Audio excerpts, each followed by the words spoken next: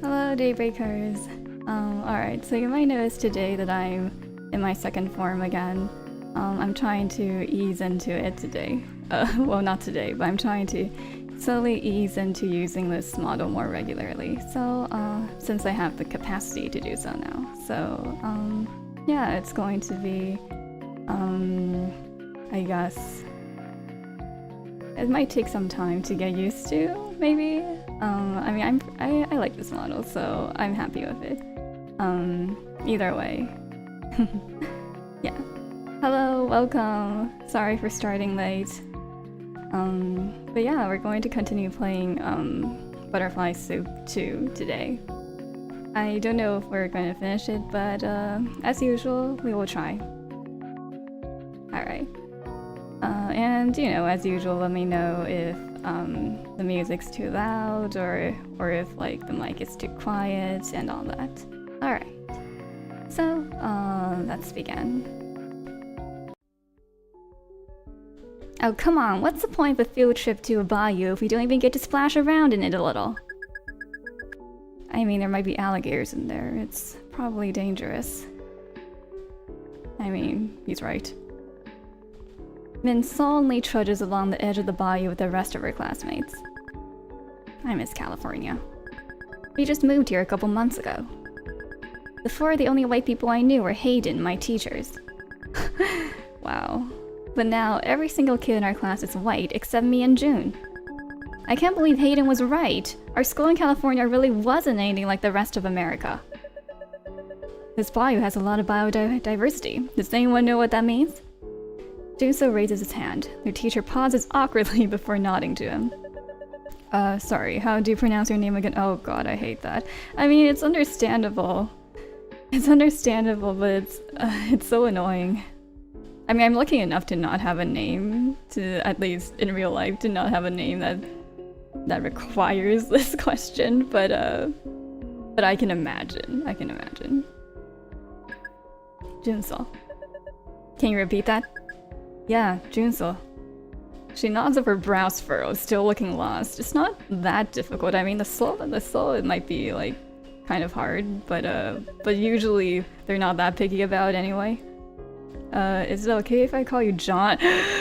Why though? Is it okay if I call you John instead? Why though? No, June, don't say okay. Oh shit, I just realized it's not. Why is it not showing? Why is the game not showing though?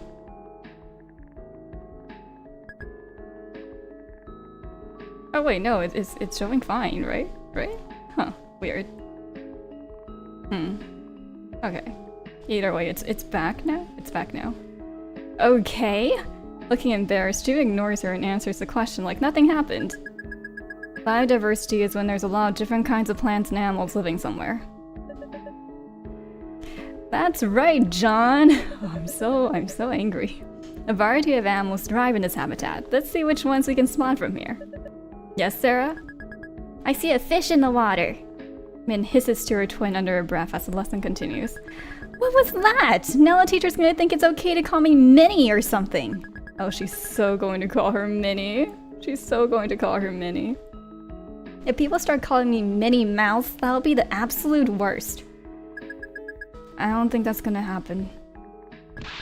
It better not. I hate Minnie Mouse. She's weak and wimpy looking. Oh, don't say that. I bet if someone punched her in the gut, she'd just die.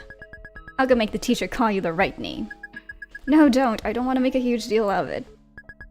But you should make a huge deal out of it. It's your name! I agree with that. I agree with that wholeheartedly. It's fine. John's close enough. It looks like the ant walk is ready for us now. Everyone, follow me.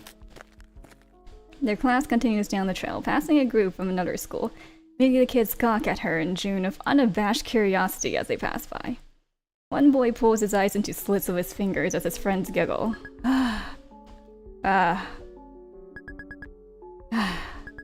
What the? You wanna go, dickhead? Fight me! Oh, he's mad! Oh my god. I don't sound like that, bitch! You get him! You get him, Min! This is the only time I will condone violence. In range, Min punches the kid in the face. He topples backward. There's a huge splash as he lands on his butt in the shallows of the bayou. Oof! Min seizes his head before he can get up and dunks into the muddy water. Get him, gators! Min, stop it! Hey, get off him! Half an hour there. Oh god, it took them half an hour.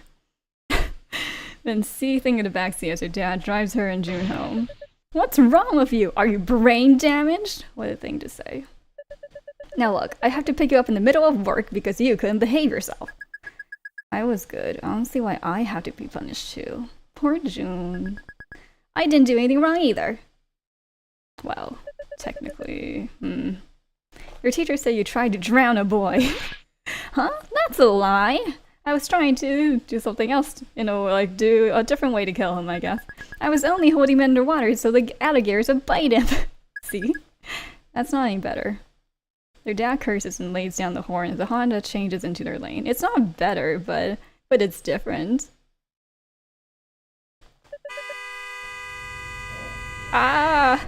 He cursed! Kiseki! He cut me off! The car lurches forward with squealing tires. Her dad is racing to catch up to the offending Honda, his eyes wild. What's he doing? He's gone nuts!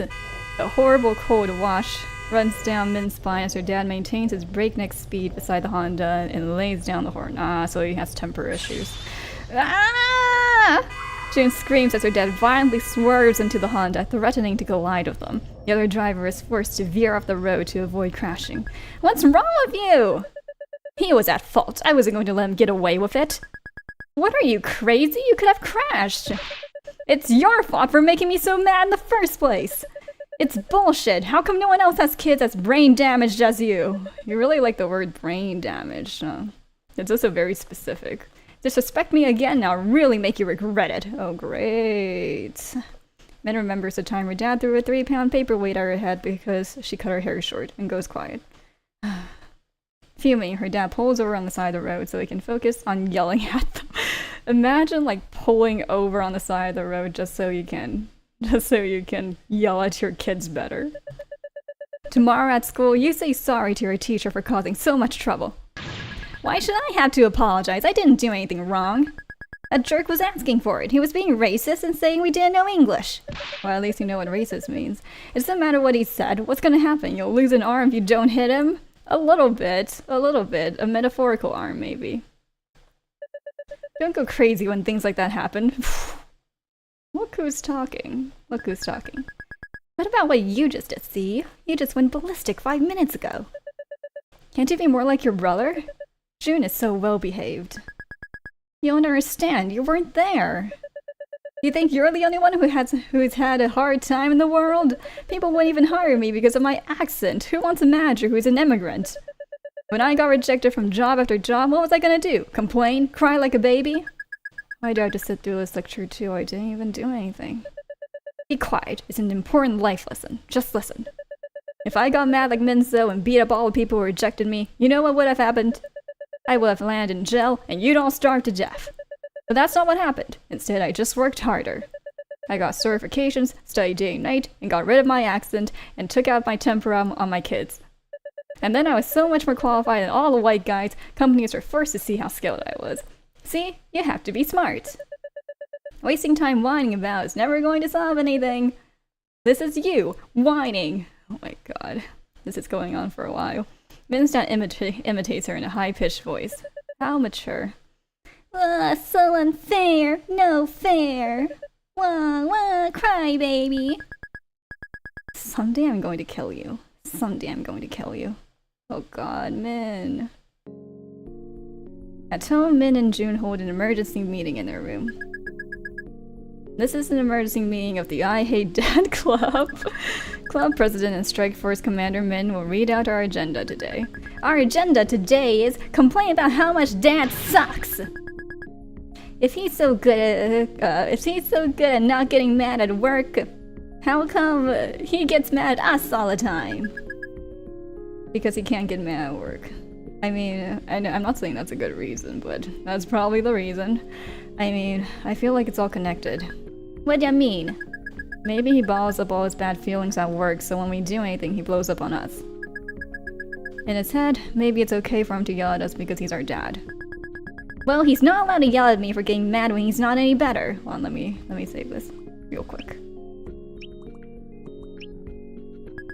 I can't believe he sided with the teacher instead of me, coward. I hate racists. They should all die. I feel like you had a point about the fight you got into, though. What? You're demoted. Demoted from what? You can't demote me. I'm the chief demoter, remember? Screw that. You're my own twin and you're betraying me. You were there too. You of all people should get how I feel. It's your fault I got in trouble. Dad's right that we shouldn't react like that to bullies. We should try to be the bigger person. I mean, I wouldn't use bullies. That's the right word. That just seems to like soften everything. That just seems to soften everything. I don't know about that. No, they have to die. I wouldn't go that far either, but if other people are bad, we should get to be just as bad. Didn't you learn anything today? We don't get to be bad. It would just get us in trouble. That's such a sad thing. That's actually such a sad thing to say. We don't get to be bad. And when you talk back to Dad, it just makes him go crazy. When are you gonna learn? He's just like Mom. How come no one will stand up against him except me? What's your ideal and genius? Be a wimpy loser like him? I don't know. Maybe if we just laugh along, the other kids will want to be our friends. Maybe we don't need friends. I don't know. I mean, now she has friends. She grew up relatively fine in that aspect, I would say. Man, can you act? I guess. Why? Can you be in a video we're making for English? Sure, what's the video? Dia reties her ponytail, but most of her short hair immediately falls out of the elastic and ends up framing her face. Oh, she's at that awkward length, I guess. I understand. Ben gently tucks a curly lock behind Dia's ear, making her girlfriend blush as her fingertips brush her skin. We have to make a video about current events. So we chose saving the Grey Wolves. Who's we? Us and Noelle. How come you guys keep getting these 3-person group projects? I want to know that too. My teachers usually do groups of 4. They are 4-person projects. It's just that usually no one else wants to be in our group. Oh. Oh, I see. That's a little sad. That's why we need more people who act out the skit we wrote. Actually, we just made a few simple cuts to the script. 3 people would be more than enough. Your feelings on the subject matter are distorting your judgment. No, we need 3 people for the wolf family alone. There's no point in showing an entire family of wolves. Just a single wolf will suffice. No, it's more sad there's also a mommy and a daddy. Yeah, stop censoring our artistic vision! I've never seen you 2 gang up on Noah like this before. Yeah, it's usually you 2 gang up on the Akarsha. It's because she's wrong about this. If we're gonna make a video, it's our chance to create a masterpiece. We can make it so funny. Funny? That doesn't sound like the same thing Dia's going for. I want to be like How to Be Ninja. What's that? You haven't seen it? No. You have to watch it! It's the funniest video I've ever seen! I found on this website called YouTube yesterday. I think, what was it? 2009? 2007? I forget. But either way, just some context as to like why she's only talking about YouTube now. I even converted it to MP4 online so I could watch it on my iPod. I watched this video. Of course. Then puts in one of Akarsha's earbuds so she can hear the video. Akarsha takes the other. In a living room, 2 teenage boys do cartwheels and kip-ups to the song Kung Fu Fighting. Oh, they're both Asian? They look about our age. Hey you, want to learn how to defend yourself? Aren't you tired of bullies picking on you all the time? Well then, How to Be Ninja, it's a DVD for you. A boy in the video bows. Hello everyone, my name is Hanate Wakuso Shiseo Tadashite Teriyaki Suzuku Honda Civic. Hello, my name is Bob. I don't have ever seen 2 Asian kids like me starring in anything before. And they're being funny and everything. The first lesson in being a ninja. Already Akarsha's cracking up so hard the kid's line delivery, the iPod is quaking in her hands. It's to make loud, unnecessary sounds when you hit things. Cool! Wahoo! I've never seen a video like this my whole life, it's hilarious! You must be able to transform into anything. An animal, a tree. You must be able to imitate anyone. After a kung fu battle that culminates in one of the kids resorting to using a fake gun, the bloopers play. And we'll be teaching you! The boys repeatedly assault into laughter with the accent they're doing. They look like they have so much fun making this. Right? It's so inspirational. They're like our age and they made such an awesome video.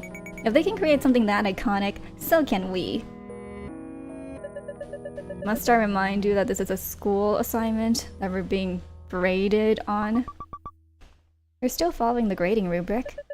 Are you? I didn't see Gun for an Academy Award on there. Gun for an Academy Award, oh my god. The script you two have written is wildly overambitious. Nyeh. Under a table, Akarsha immobilizes one of Noel's feet by sandwiching it between two of her own feet like tongs. Got you. Captured. I'm not captured. Noel wriggles her foot free. When Akarsha tries to trap it again, Noel retaliates by pitting one of Akarsha's feet against the leg of the table. No fair. I'm wearing flip-flops while you have real shoes. You gotta go easy on me. You chose the battleground. You don't get to complain. What the hell? They always act so demented around each other. When you're done playing footsies, can we talk about what you guys actually need from me? Akarsha and Noel freeze, looking embarrassed. What? Hello? Because I'm acting in your project? You meet us at the park this weekend? Yeah, that's where we're filming. There's a kind of woodsy looking spot. Why did I read that as woozy? Woodsy looking spot at the edge of it. Do I need to bring anything? No, just you. We're still working on the script, so we'll give it to you there. We'll take care of the costumes too. Sakura and Yuki have a ton of stuff we can use, so they're gonna bring it all. Cool, I'll be there. The park.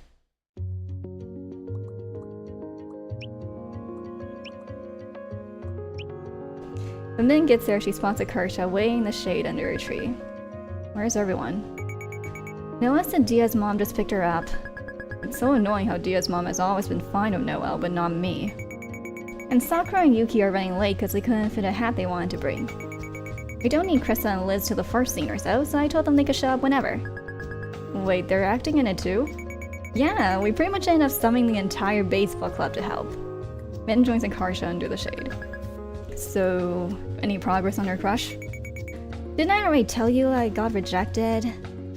Aww. You told me you half-assed a confession through fucking text before checking it out and passing it off as a joke. Well, I was flirting pretty hard before that happened, so either way, they should have gotten the message. At least, subliminally. Or however you pronounce that word. Subliminally? Have you been listening to a thing I've been saying? Go big or go home! I literally can't even tell who it was you were flirting with. Okay, I know.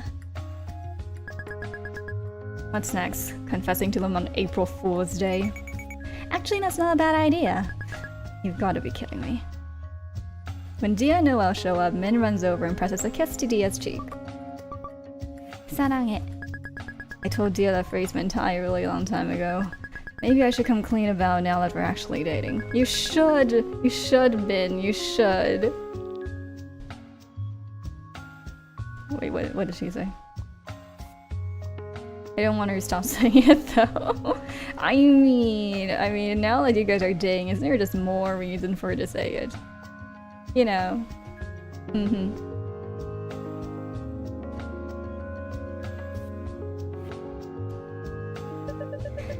While we're waiting for the others, you can at least familiarize yourself with your lines. It's unseasonably hot out, so Min fans Dia of the script. Who am I playing? The Evil Hunter. Whoa, sick! So what do I do? Are you illiterate? Just read the script. I will, just give me the Spark Notes version first. To summarize, Grey Wolves are set to be removed from the endangered species list. I'll be playing a reporter. First, I'll interview an environmentalist, Dia. Next, I'll interview you, an evil hunter. Lastly, I'll interview a family of wolves on their opinion. During this last interview, the evil hunter kills the wolf pup, played by Akarsha. You really don't like this script, huh? It's clearly biased. It doesn't make sense to extend special treatment to wolves just because they're cute and fuzzy. It makes sense in my heart. From an objective numerical standpoint, their populations have recovered enough that these protections are no longer needed. Humans have a thriving population too. Does that mean aliens are allowed to hunt us for sport? You pose an excellent question. Just kidding. Min reads the script. Min reads the script as they argue. It's physically battered and marked with edits. They must have been fighting over this for hours. Guys, wait. I have another idea. I just saw a video of a guy setting a pile of leaves on fire and exploded. Can we try and work that into the video too? No. Dia slips her hand to Min's as Akarsha and Noel argue. It looks like we have some time to kill before everyone else arrives. Min looks around the park. Alright, let's look at the dog. I remember Dia likes dogs. Dia is almost in tears watching the dog run in circles around the park. Aww. He looks like a banana dipped in chocolate and doesn't even know it. Oh, that's such a cute description. God, the way you think is so fucking cute. I agree. The dog catches a frisbee with its mouth and brings it to its owner. Bucket! Good boy. Bucket. Want me to ask if we can pet it? No, I think I can do it. Thanks. Oh, sure. Go for it.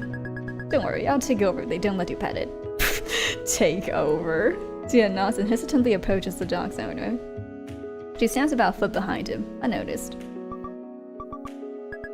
She must be psyching herself up to do it. Can I pet your dog? Wah! You scared me! Sure you can pet him! Bucket happily rolls over and on his back, exposing his belly. Dia gives the dog a hearty belly rub as he blissfully writhes around in the grass. 자기야. Do you want a pet too? She's talking to me! Of course, of course! Ben rubs the dog's belly with both hands. His rough fur is a little smelly. When she stops, the dog looks up at her expectantly.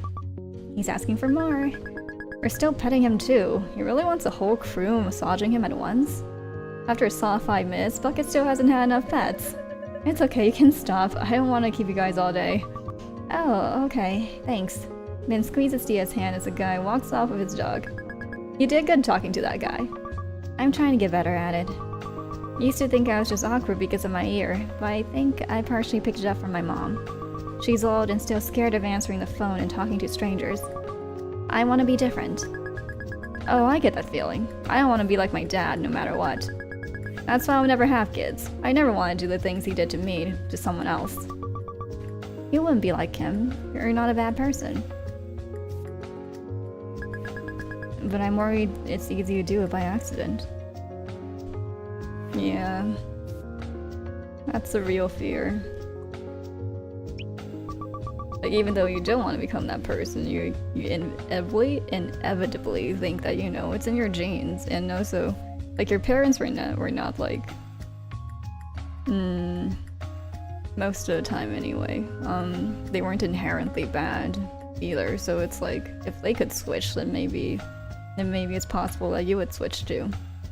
And sad we're too big for playgrounds now. They should make playgrounds for teens and adults. Yeah, all the scenarios we come up with while playing pretend were so fun. My favorite was the one where we pretended we were runaways starting our own clan. That one was so popular. Some of the kids joining in weren't even our friends. Sucks that the teachers made us stop because everyone was digging huge holes in the ground and making stuff out of mud. Was that why? I thought it was because it got too big. I remember like 30 of us were doing it. Maybe it was a combination of both. I don't know. I didn't even dig anything. My house was just a bunch of pine needles I arranged in a circle shape. You mean our house? We were married. In the pretend world, I mean. We were? I saved you from being kidnapped by bandits and I made you marry me as a reward. I made you marry me. You did the exact same thing as the bandits then. No, I didn't. The bandits wanted you for bad reasons, but I want you for nice reasons only. And didn't you say this game was your favorite? You must have liked it. Realizing that Min's right, Dia is so embarrassed that she doesn't respond.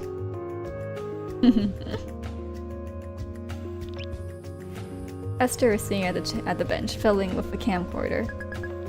Oh, you're here too? Oh, her hair changed, her hairstyle. Yeah, I'm being the cameraman.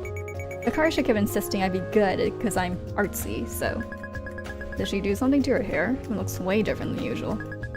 Wow, your hair's so flat today. Thanks? Esther gives her a weird look. Ugh. Yikes. It's a dead husk of a tree stump.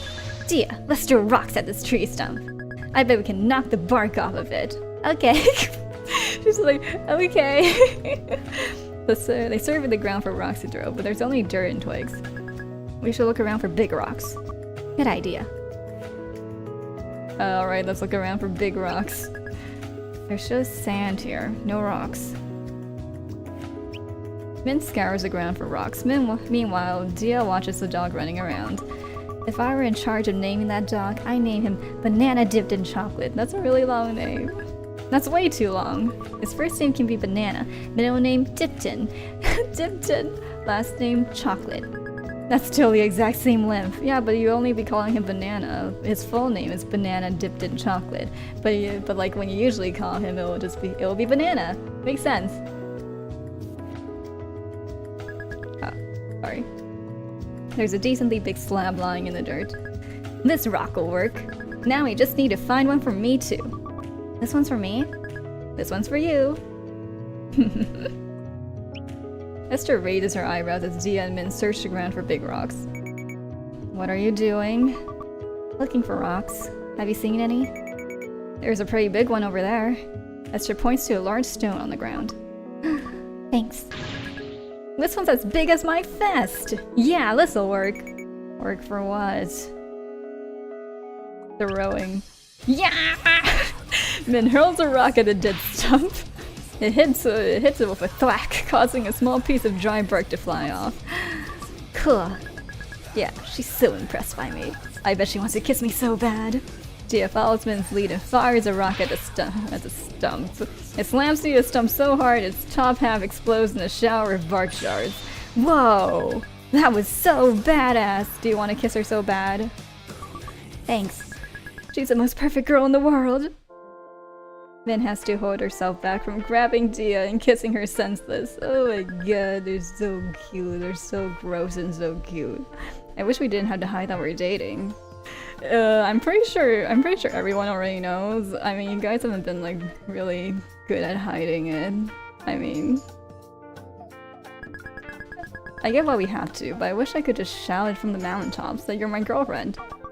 It's so true even if you can't say it. But it'd be nice to say it so everyone knows. Yeah, I know what you mean. I wish we could go on more dates. I want to go everywhere with you. The aquarium, PetSmart, Home Depot, lights section, very specific. Airplane. Airplane? Why, do you like flying? Not really. I like looking out the window and eating the pretzel packet. Same though. And Southwest gives you a little stir of your drink that's shaped like a heart. But that's it. We haven't done it together before though, so I think it'd be fun. I want to see how you react to it. Me too. I want to see your face when they give you the heart-shaped stirrer thing. We should each ask for a different free beverage and share, so I get to try 2 drinks instead of just 1. Imagining it makes Min's heart feel like it's going to explode. Forgetting her surroundings, Min surges forward to kiss her just as Dia does the same, causing their mouths to crash together unexpectedly hard. Ugh. Sorry, I got too excited. That was the worst kiss ever. Let's redo it. Wait, won't people see us? Oops, I forgot. That's alright, most people have already seen it. Maybe we should lie down in the grass. Huh? Why? That way it'll look like we're just wrestling. Are you kidding me? Are you kidding me? That's the cover-up. The 2 best friends are wrestling in the grass. Dia lies down. Min gets on top of her and starts making out with her. It doesn't look anything like wrestling. Dia clutches at Min's back as Min presses kiss after kiss to her lips. You're so cute, do you know that? Maybe a little. Dia goes still underneath her, suddenly looking uncomfortable. What's wrong? A bug crawled under my shirt. Dia sits up and unsuccessfully gropes around under a hoodie for the bug. Every neuron in Min's brain misfires as Dia hikes her hoodie all the way up over her bra, exposing her bare torso. Ooh. I'm looking respectfully. Don't know where it went.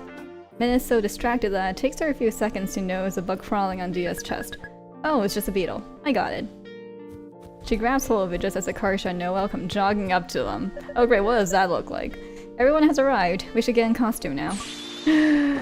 Dia frankly pulls her hoodie back on. Whoa. I was just helping her. A bug crawled up. I can't speak today. A bug crawled up her shirt. Where was it gonna crawl next? Down her pants? What the fuck? That's not what was happening. Look, the bug's right here. Min raises her hand to show it to him, but it's gone. And must have flown off. I mean, I'm not judging. If I had a ticket to Boob City, I know what I'd be doing too. But literally here, in broad daylight, really? Oh, for fuck's sake, we literally weren't doing anything! Dia's face is still flush pink as they walk over to the others, hand in hand. Hey, was she making you uncomfortable? I can make her stop. No, it's okay. Thanks for asking. I feel pampered with you. Good, because you deserve to be pampered. Oh. The group gathers around Sakura and Yuki as they haul a pile of clothes and props out of a duffel bag. Sorry we're late. I was turning my closet upside down trying to find everything. Any objections if I play music from my phone? Are you gonna play anime openings? Maybe. Then yes.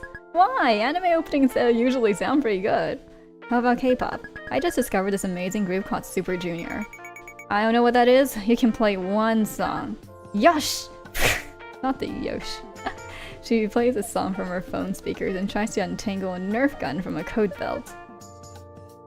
Let me see. Oh, wait, I know this song. Oh, what is it called though? I know this song.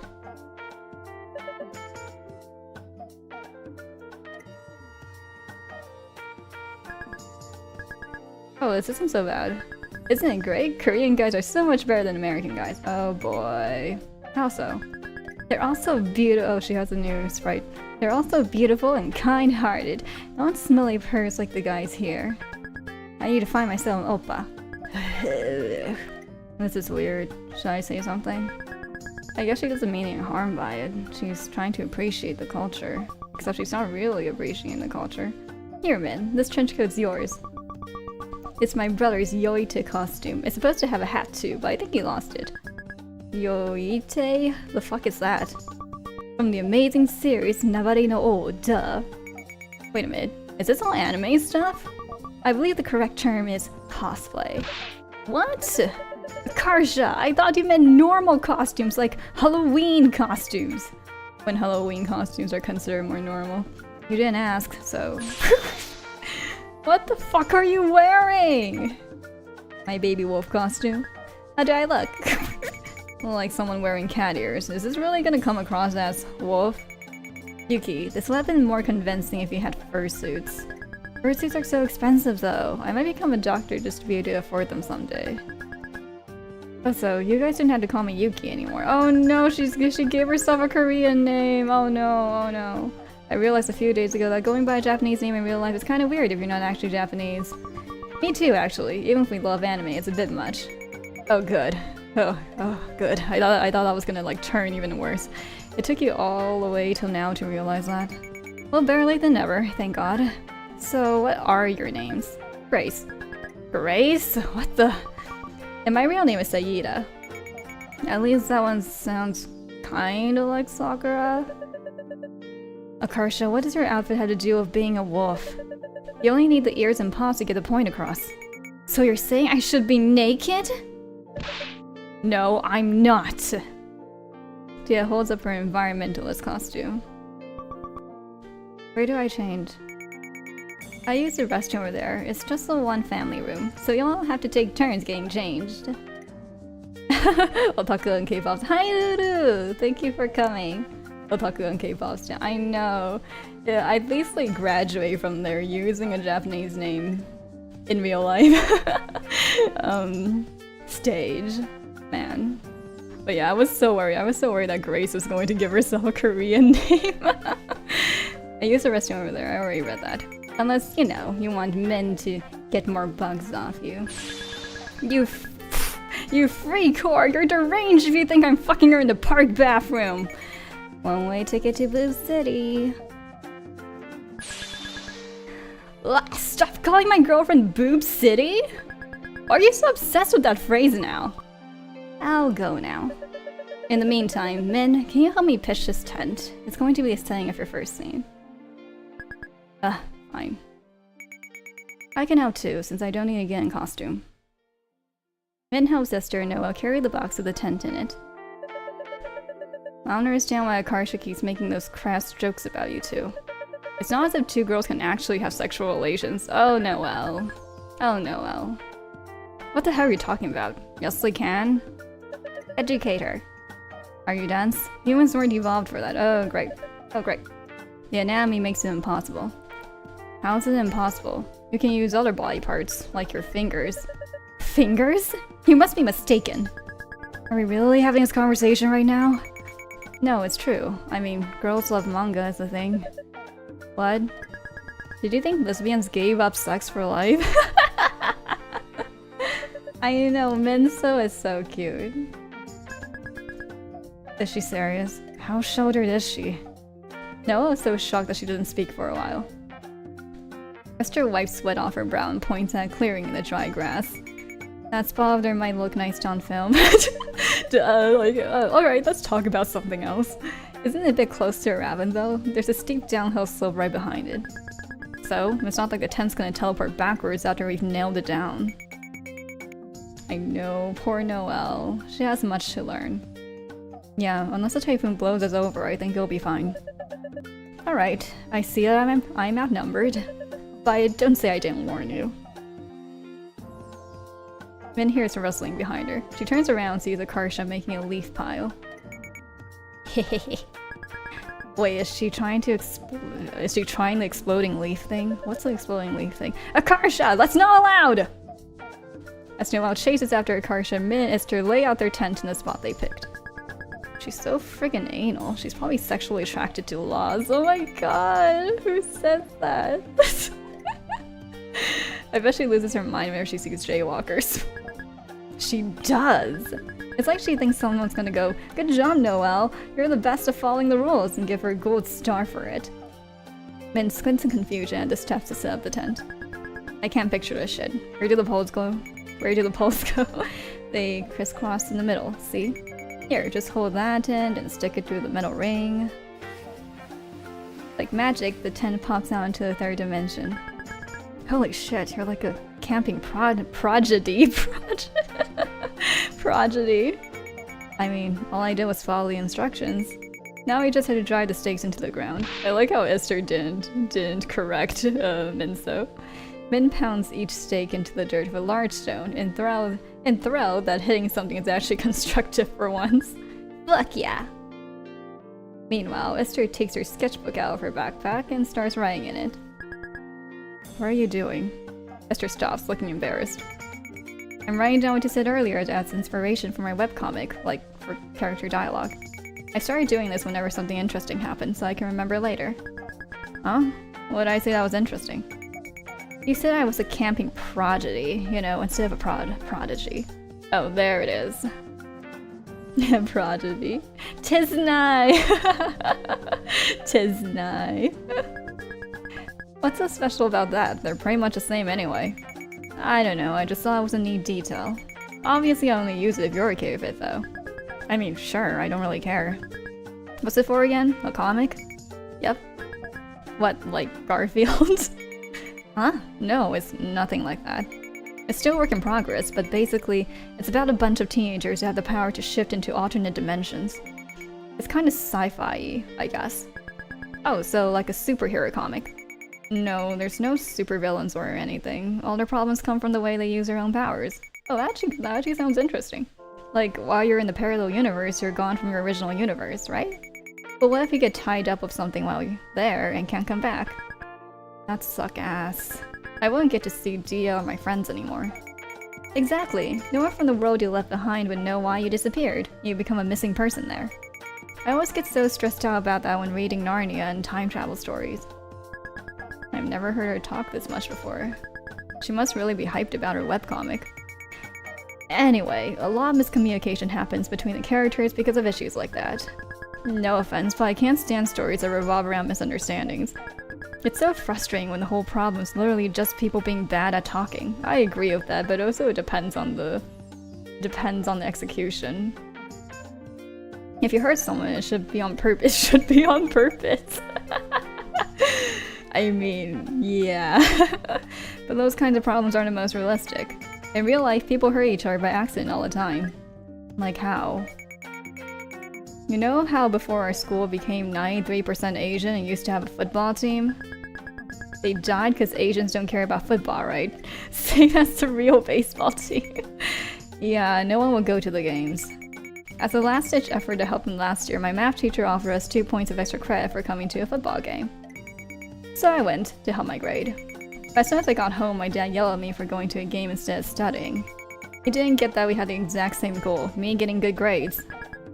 Wait, what ethnicity are you? Kimi ni todoke. I know.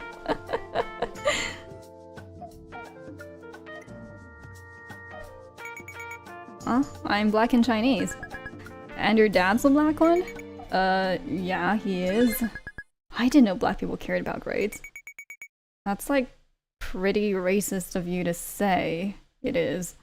The welder man completely misses the 10 stick she was trying to hit. Huh? How is it racist? Why would you assume black people don't care about their grades?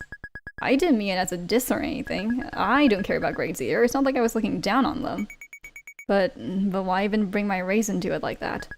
I was just asking a question. Didn't you bring up race first? Oh no. You were talking about Asians. I'm Asian, so I'm allowed to say that. Sure, whatever. If I knew you'd be so fucking sensitive about it, I wouldn't have asked in the first place. Wow, so instead of saying sorry, you're insulting me? Why the hell should I apologize?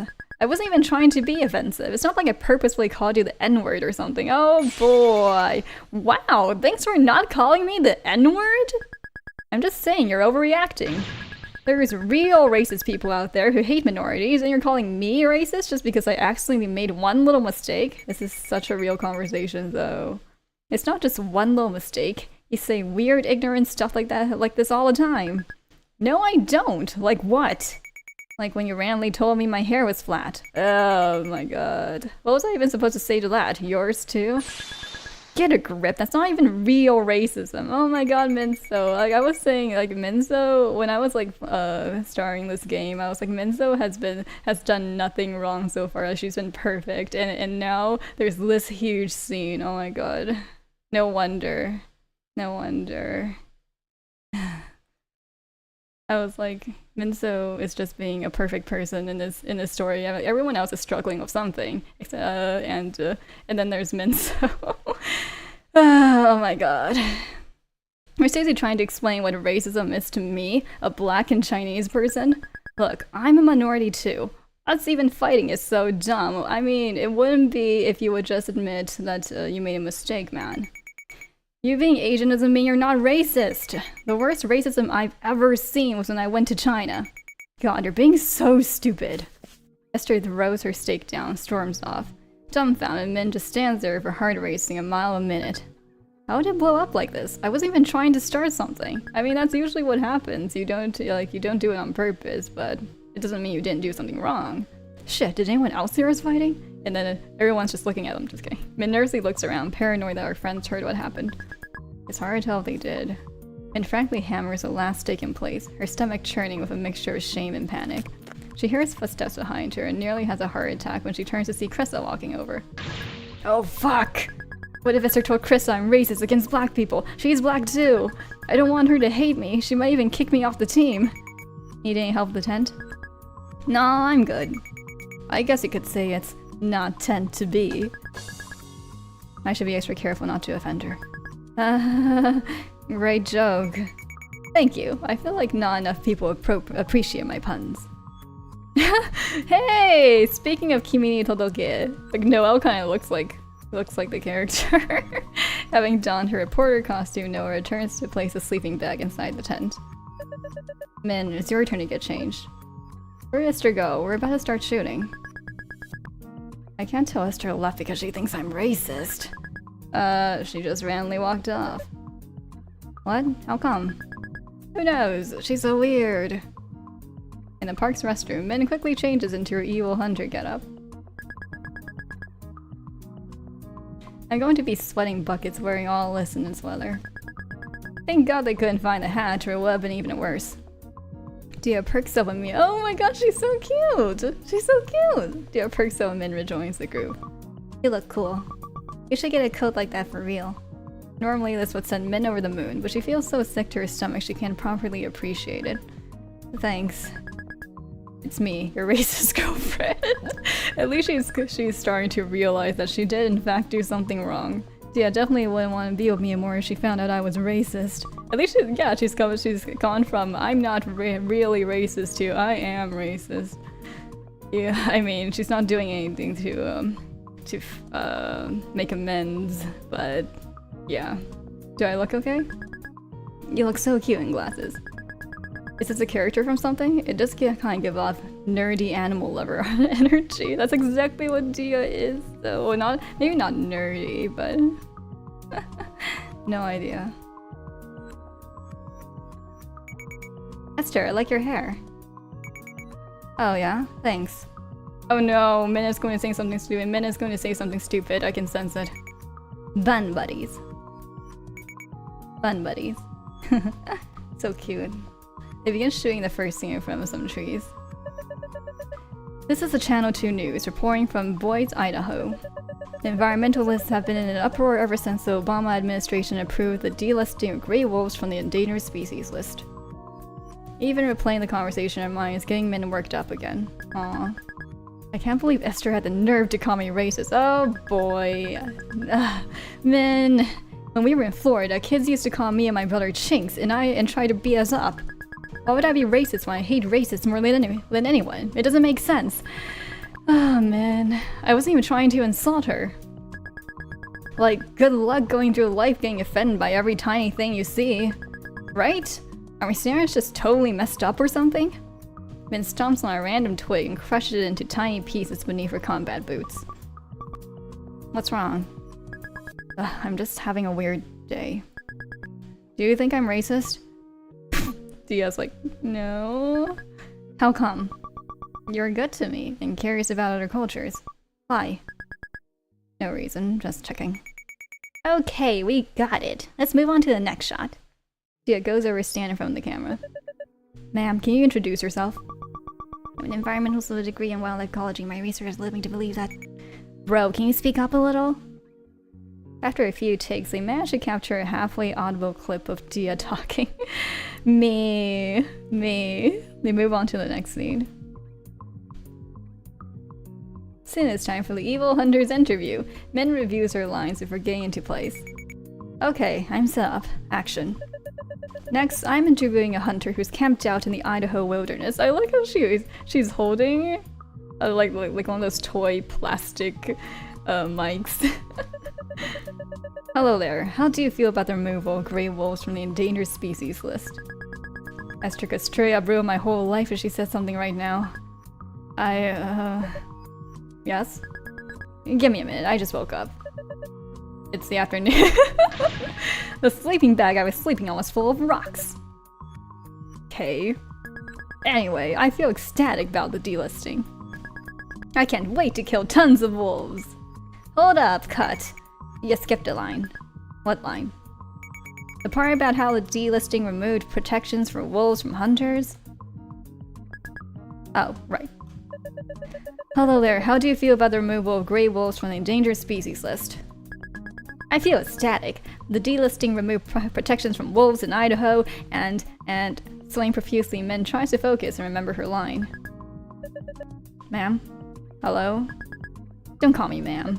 But why not? I don't like it. I'm not a woman or something.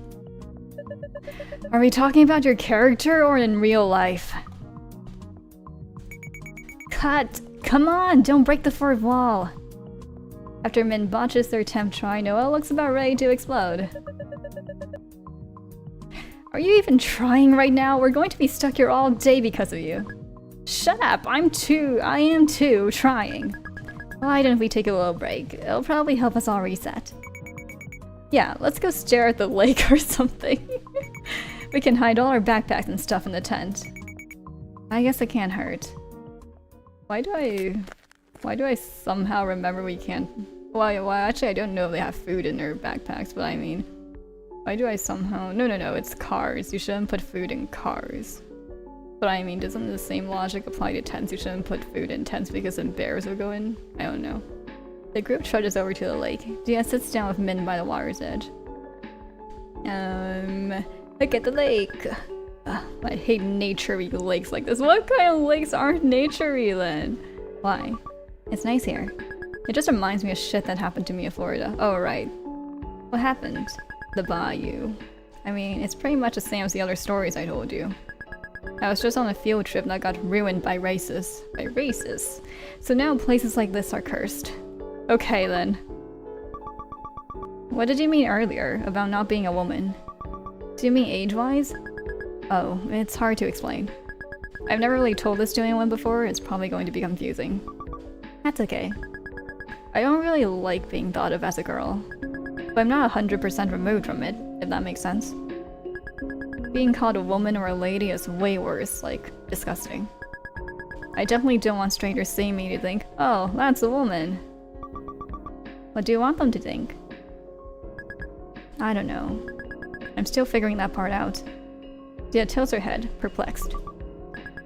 Don't get me wrong, girl is my favorite gender. Like, you're a girl and you're the best thing that ever happened to me. Oh, I just only feel any connection to being a girl in really specific situations. No, I know. Sorry, just trying to wrap my head around it. Can I still call you my girlfriend? Yeah, I like being your girlfriend. I like being lesbian. I'm not that into the being a girl part, but I relate super hard to no interest in men part. Makes sense. It's more stuff like being called ma'am or Mrs. that really skews me out. I know it doesn't make that much sense, like gender's not real in the first place, so... No, it makes sense. I feel like I already knew that before you said it. You're okay with it? To Min's relief, Dia nods. It's very you. Dia's so cute. It's kinda cool. You're like a gender outlaw. Yeah, that's me. I'm so lucky to have the sweetest, kindest, purest girlfriend in the world who has to be protected at all costs. Oh sure, no worries. No worries, thank you for stopping by, Dudu. See ya! I definitely can let her find out about the racist thing. But just make amends. Just make amends, Min. Study your lines again. Min rereads the script. When she reaches the end of the package, she flips it over to make sure there's nothing on the back. To her horror, the backside is covered with a dense array of numbers and numerical operations. The heck is this? It looks like a serial killer wrote on it. Oh, it's just a puzzle I made up. Using the digits 1, 2, 5, and 7 only once each, you create expressions using any operations that result in each integer from 0 to 100. What in the actual hell would possess you to do that? It's called curiosity. When I look at a clock, I like to make the numbers do this. When I look at a clock, it's because I want to know what time it is. God, you're fucked in the head. That's over Esther. Esther is saying with Grace and Saida on a nearby log. Should I try to talk to her? That might piss her off even worse. I probably shouldn't. I wish my hair could go prematurely gray. Having white hair would be so cool. Me too. Even though no one else would see it? That's not true. I can show my hair to my family and other girls. It's true, she used to charge other girls $20 to see her hair in the girls' bathroom. Oh my god. How do you know? Did you pay to see it? Yup. If you're interested, Esther, I'll let you see it for a special discount of $10. I'll pass. You sure? Limited time offer. Why is it limited time? Your hair is always going to be there. For all you know, I could be dyeing it a crazy new color every day. It could be blue, purple, pink, and you'll never know unless you check. Oh crap. Maybe I should pay to see it again. You're seriously falling for that? I mean, it's smart. Then continues watching the clear, rippling water. All of a sudden, Noel yelps and turns indignantly to Akarsha. Did you just throw a rock at me? No, maybe it was the water. The water threw a rock at me? It was just a little pebble, right? I bet the waves kind of picked it up.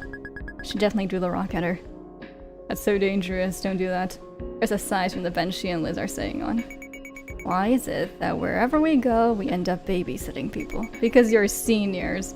Do you think it's firstborn child syndrome? You might be onto something.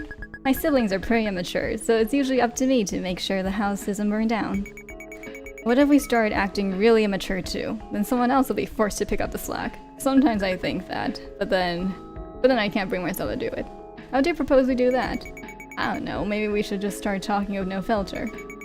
Instead of thinking about what we say, we just say whatever pops into our minds first. Very interesting. After the brief break, the group gets back to filming. Take 11. Action. Hello, how do you feel about the removal of gray wolves from the endangered species list? I feel ecstatic. The delisting removed protections for wolves in Idaho and Montana. Now it's legal for me to hunt them. I can't wait to kill tons of wolves. When they finally get through the whole scene, Dia rewards Min with a quick peck on the cheek. Aw, good job. I'm all sweaty and nasty right now. You didn't have to do that. You're not nasty. I don't mind it. Noelle grumbles as she sits next to a car at the picnic table and takes a sip of water. I still can't believe you threw a rock at my face. Hey, that is a gross exaggeration. Wait, so you admit it was you who threw it now? First of all, I lobbed it. Second of all, I lobbed it at her neck, not her face. Well, it hit my face. Intent matters here. You're making it sound way worse than it really was. Yeah, intent does matter. I didn't mean to hurt Esther's feelings either, but you should still apologize. Min uneasily glances over at Esther. She's reviewing the footage on the camcorder. I wish the whole thing never happened. Okay, we're good to start the Wolf family interview. Yes! I call being the Wolf mom. Wait, I want to be the mommy too. Well, I definitely don't want to be the dad. It can't be two moms. Adopted. Wolf mom and Wolf mom number 2. Wolf mom number 2 definitely sounds like the inferior one though. There's gotta be a way to make them sound equal. Like how there's always 2 versions of Pokemon, like Diamond and Pearl. Does this really matter? Hey, this is the scene where I kill a Karsha, right? Aren't I supposed to have a gun? Oh, I brought a Nerf gun you can use. It's in the tent with the other stuff. Okay, I'll go get it. Min rummages through the duffel bag of costumes in search of the Nerf gun. Oh wait, Minso, is a microphone in there too? I don't know, look for it yourself. Noah sneezes as she steps into the dusting tent. Achoo! I forgot that she has a really weak immunity system. Shut up! Shut up? Noelle joins Min by the duffel bag. Suddenly Noelle frowns at her. What, you got a problem or something? For one heart-stopping moment, Min's sure she's been exposed as racist somehow, but she soon realizes Noah is just glaring at the dirt that she tracked into the tent. You wore your boots inside? You're getting dirt everywhere. Oh, that's it?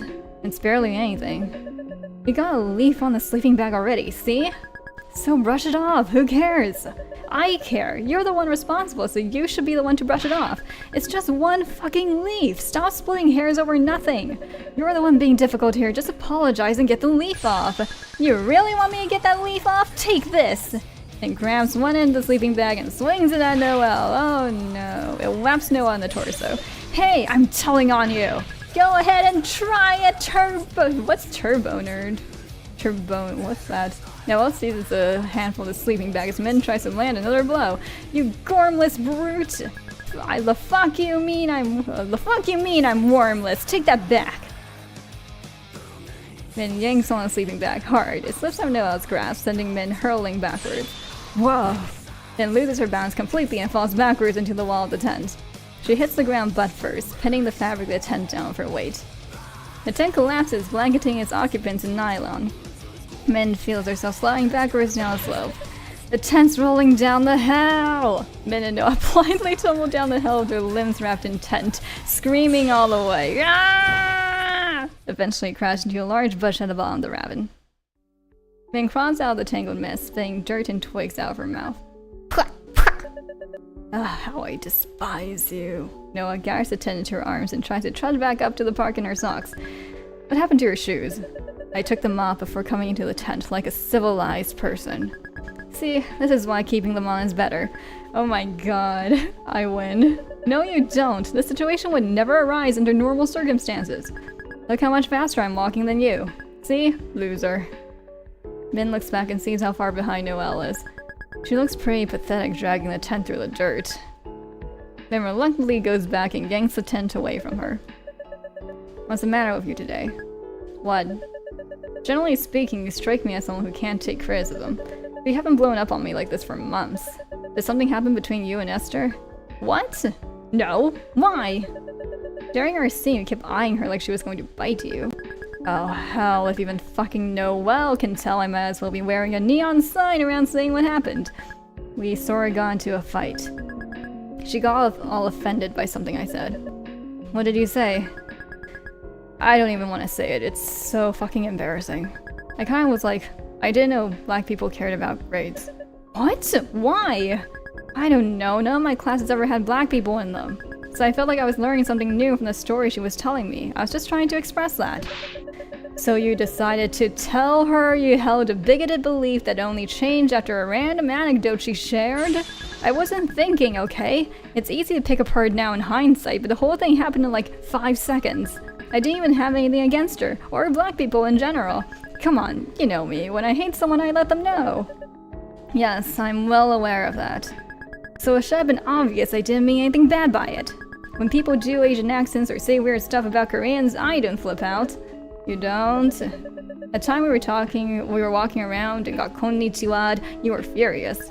I was coming from a white creep and it was clearly hateful.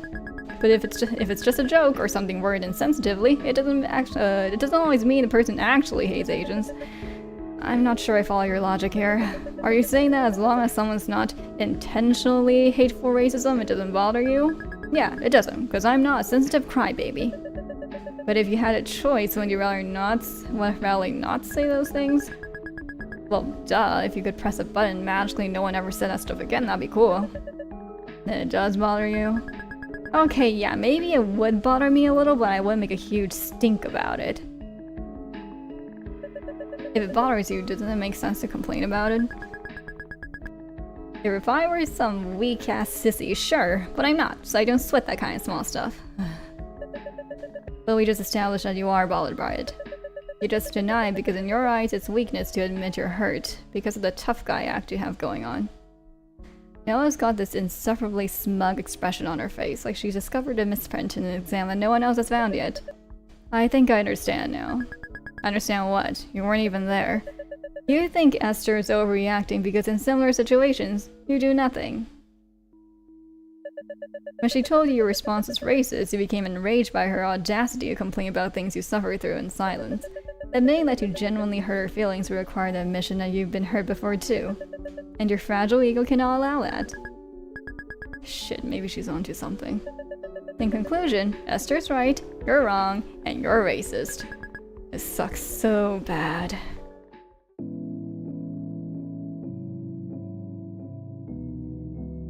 Covered in dirt and twigs, Min struggles to put the tent back up. Are you okay?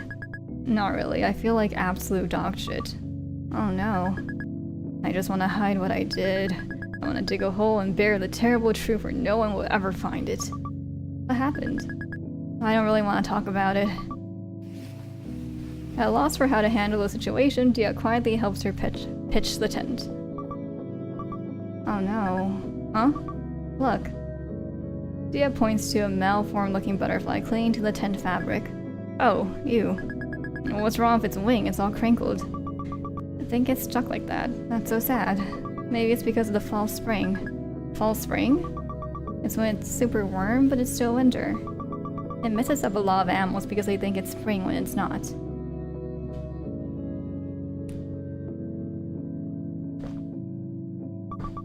Maybe the weird environment messed it up while it was forming. Dia tries to get the deformed butterfly to crawl into a twig. It's hard to watch. Is that what I'm like? Because I grew up a racist and got taught the worst lessons ever? I feel like I went through hell and came out the other side in the most monumentally fucked shape. What do you mean? Dia, you wouldn't ever break up with me, right? No. I mean, it's too soon to say, but... what if I did something bad? I mean, like, really bad. What did you do? Are you sure you wouldn't break up with me, though? What did you do? Min tells Dia what happened, bracing herself for the worst. And that's why Esther is mad at me. That wasn't very nice of you. Sounds like something racist my mom would say. Yeah, I know. Poor Esther, her comic sounds cool too. Do you hate me now? I mean, it was bad, but at least you realize it. Everyone makes mistakes. Not everyone makes racist mistakes. But it's not like people are born knowing things either. Everyone has blind spots. How come you've never offended someone like I did then? I don't talk to people very much, so most of the mistakes just happen in my mind. Well, then how come Noelle doesn't offend people? I mean, she was pretty ignorant about gay people before we started dating. That's true. When people said the narrator of The Great Gatsby was gay in our English class, she got all scandalized and argued against it. She kept insisting there had to be another explanation, but I think she just was grossed out by the thought of it. That's not as bad as insulting someone's entire race, though. Not trying to say she messed up worse. My point is she got better about it. She wouldn't do that anymore. So I don't hold it against her. Just because you were ignorant about something doesn't mean you were bad forever. I don't know, it doesn't undo the fact that I was racist to Esther already, and now she hates me. Did you say sorry? No. She might not forgive you, but you should at least tell her. Men feel such anguish upon hearing Dia's suggestion that it may take her a moment to sputter something out. But no one ever apologized to me! To Min's horror, her eyes fill up with tears. So many people did way worse things to me, and they never said sorry. None of my racist bullies ever said sorry. My dad never said sorry. Why is it only me who has to say sorry when what I did wasn't even as bad? Oh my god. It's not fair. I mean, it's understandable. Like, her reaction is understandable. It's not fair. Dia pulls her into her arms and hugs her very tightly as if trying to squeeze all the grief out of her body. Min leans into her warmth, letting her familiar touch and the steady rhythm of her heartbeat calm her down. What happened to you wasn't fair. But that doesn't mean you should be unfair too, or you'll just continue the cycle. You can apologize even if they don't. That's true. But it's not fair. I want them to suffer. I want them to die. Oh, that's a little strong. If I just forget about them, that means they got away with everything. That means they won and I lost. It's not a competition. But isn't it losing worse to let people you hate keep controlling your life? It's like that saying, if you seek revenge, dig 2 graves. Is it worth it to hurt yourself in the name of fairness? Is that what I'm doing? Crashing the car just to get back at them? The 2 graves are you and the person you got revenge on, by the way. Not 2 different people you killed. No, I got that. You're right. Yeah, I agree too. Why should I let those pieces of shit keep controlling me even years later? If nothing they did mattered, that will show them. Yeah. Min dashes off and finds Esther setting up the next scene. What took you so long? Everyone's ready to do the wolf death scene. The wolf death scene. Can we talk first? Esther gives her a guarded look. That depends. Sorry I was an asshole earlier. I shouldn't have said that racist stuff about black people, and the weird stuff about your hair. Yeah, you shouldn't have. You're right. I should have known better. I know how much it sucks looking different from everyone else. Esther lets out a sigh, looking exhausted. You think people would know, but they don't. It's like being kicked on both sides. I go through all the same stuff as everyone else at this school, but no one sees me as one of them. Everyone thinks because I'm not pure Asian, I'm not smart, or I don't study as much. Don't worry, I don't think that. I learned my lesson. I'm not racist anymore. Yeah, you are? Huh? You're literally still racist. All you did was apologize for one specific thing. But what else am I supposed to do then? Try to educate yourself and not say random crap about other ethnicities? And say sorry the next time you're racist instead of being all rude and defensive. Next time? That makes it sound like this is gonna happen again. Well, it might. Honestly, it probably will. So, you're saying I'll always be racist no matter what I do? Min looks so horrified that Esther gives her a pitying look. I mean, literally everyone on Earth is ignorant to some degree about something. For my webcomic, I tried to research albinos and double amputees the best I could, but I'm still not sure I portrayed everything right. Double amputee? What the fuck is going on in her comic? No one's perfect. You're just gonna do your best and learn from your mistakes. Oh, okay. But I hate thinking I'm gonna make a different mistake at some point and have to apologize again. It's fucking mortifying. I mean, it shouldn't be mortifying to admit you were wrong about something. I guess I shouldn't be. Hey, are we ready to party? Yeah, let's do it. So are we good for now? I guess. Can I still use the prodigy thing you said earlier? Huh? Yeah, knock yourself out. Yeah, sometimes that's just the best you can do. Min hides behind a tree of her Nerf gun, waiting for her cue. How has your pack helped balance the ecosystem here?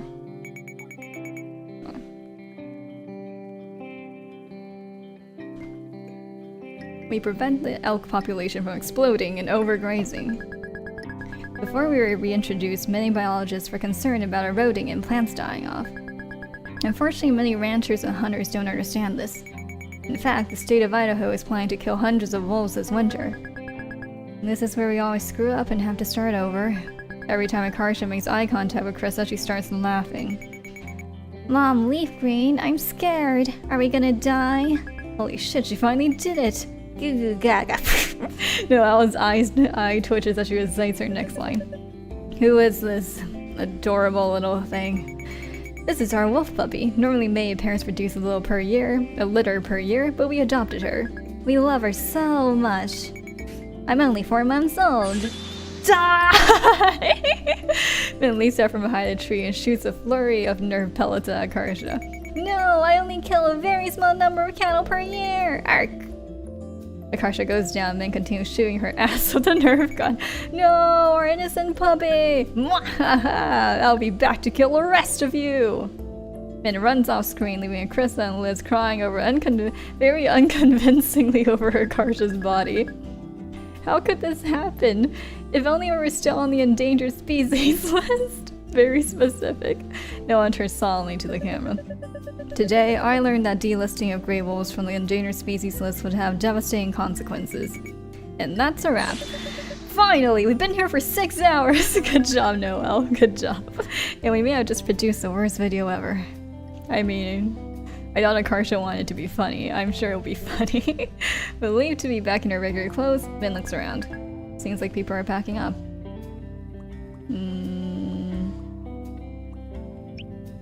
Grace is trying to squeeze the costumes back into her bag. Hey Min, do you know if your brother's saying— oh no, she's starting to fetishize Korean people. Oh great. Do you think you could introduce us? I mean, I'm not sure he even likes girls. Oh, darn. What exactly do you like about him? He's so cute. He looks kind of like G-Dragon. Do you like my brother just because he's Korean? What? Can you chill out a bit with the whole Korea thing? Sorry, I just get so excited about K-pop. Liking K-pop is fine, but just be normal about it. Sorry. You don't have to keep apologizing, it's annoying. As long as you get it. Okay, yeah, I'll be normal now. Thank God.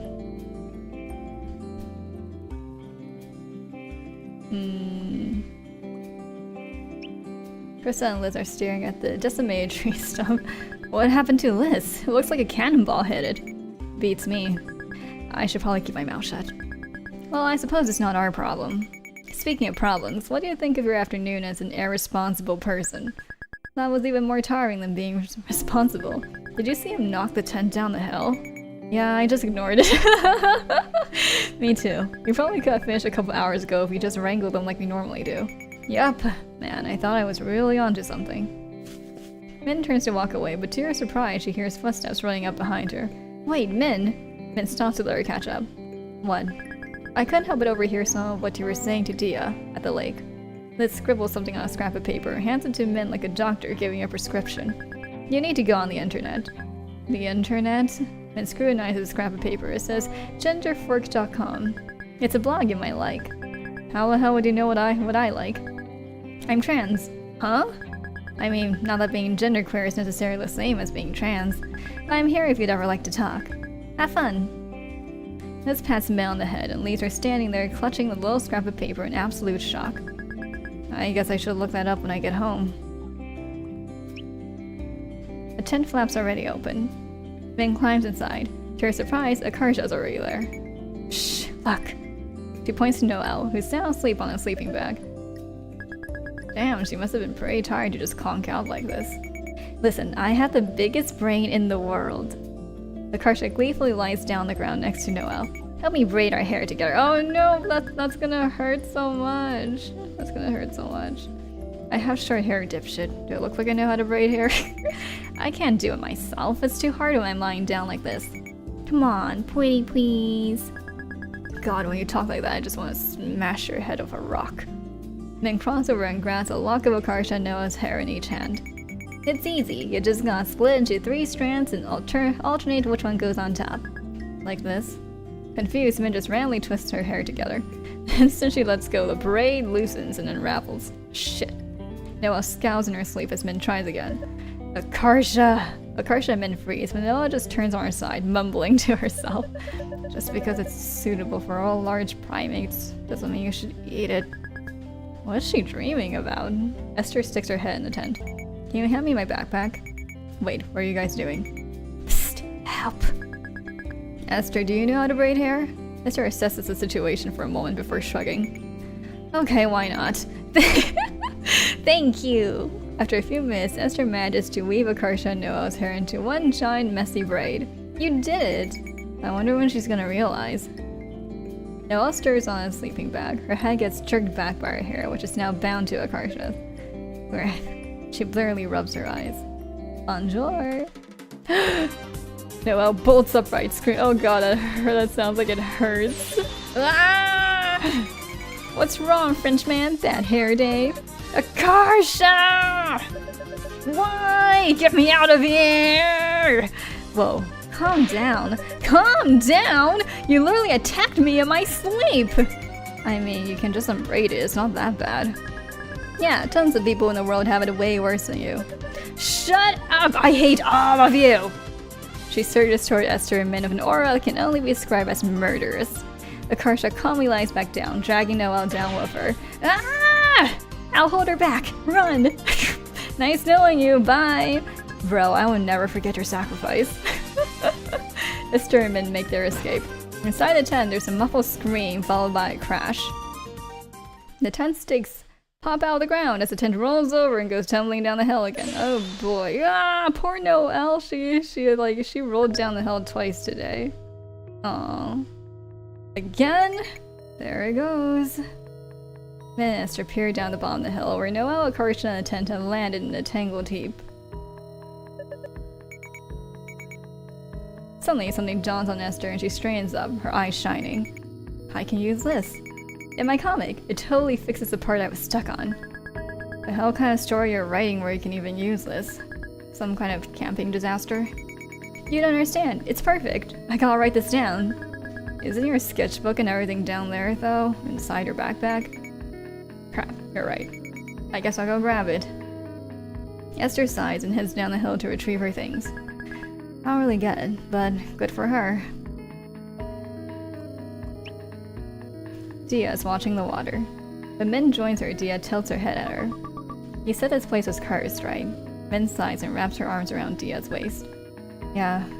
Dia rests her forehead against Min's, her long lashes tickling Min's skin as she blinks. What if we uncursed it? Huh? How? By making new memories, together. Dia hugs her tighter, squishing Min's face directly into her chest. Ooh, it's so soft. 사랑해. Min smiles in such a state of disarray that it takes her a second to process what Dia is saying. Oh my god. In a Herculean feat of self-control, she manages to stop rubbing her face against Dia's chest and meet her gaze. Wait, you know what that means? Dia nods, her cheeks tinge pink. It wasn't a lot of the K-pop songs that Grace played. So I asked her, and found out what it really meant. Sorry I lied to you. No, it makes me happy you wanted me to say that. Because I do love you. Even now that you know what an asshole I am? You think I didn't know that before? I guess I was always hitting and threatening people. And why do you still like me? Because you're also really brave and resilient, and cool. I feel like the world tries to make people into certain shapes. But you fight it on purpose. You try as hard as you can. And I think that's amazing. And subconsciously, I think I understood. Understood what? You're always telling me you'll protect me and kill the people who hurt me, because you wish someone did that for you. Min is stunned speechless. It feels like a curtain was suddenly pulled back on something shameful and hidden, exposing it to the blazing sun. But Dia doesn't flinch away, just gazing into her eyes. I love you. Blinking hard, Min smiles back at her. I love you too. Teach me how to say it? Oh, that's really long. I mean, I don't know what it sounds like. Man, that's a mouthful. I'm sorry, I'm gonna butcher it. Nan katarikiren? I love you. I love you. Dun dun. What are we getting? Maybe Noel. Yep, Noel. Noel. It's been a while. 5th grade. Saturday Chinese school. Oh, shit! Okay, time to break out the Chinese.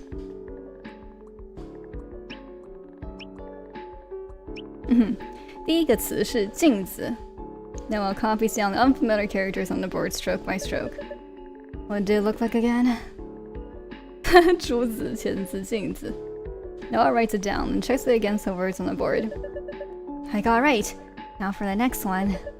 第二个词是承认。认你们应该已经会了。承的意思是 to bear or to carry.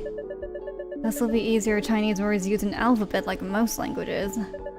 Infuriates me how you can't tell how a Chinese character is pronounced by the way it looks. Well, you're forced to learn every single word twice, how it sounds, and what it looks like. It's wildly inefficient. Oh, that's what she means. Yeah, that's true. A couple hours into the lesson, a kid toward the back of the room raises his hand. 老师，中文字总共有几个？至少8万个。80,000？ 别担心，有上过学的人平均也只认得8000个字左右。And why even? 8,000 is still a mind-boggling number. After school, Noah does her weekly packet of Chinese homework at the kitchen table. I spent every Saturday since kindergarten tediously memorizing a few characters at a time, but barely even made a dent. After all these years, I still can't even read a book or the newspaper. At this pace, it's hard to imagine I'll ever be able to. Noelle, what is— oh, she has a face now. Noelle, what is this? Noelle looks to see her mom holding the sample packet of pads and tampons she got from school. Oh, that's from the sex aid talk we had in class. The girls received a presentation about menstruation. The school gave you this? Using a tampon is the same as having sex! Oh my god. That's not what the teacher giving the talk said. It's just a tool for absorbing blood. No, you'll be able to feel it the whole time, and it goes into— her mom can't even bear to say it. It's the same as having sex with a man. The woman giving the talks and plenty of girls use it. American girls get their periods so early because they're thinking sexual thoughts at a young age.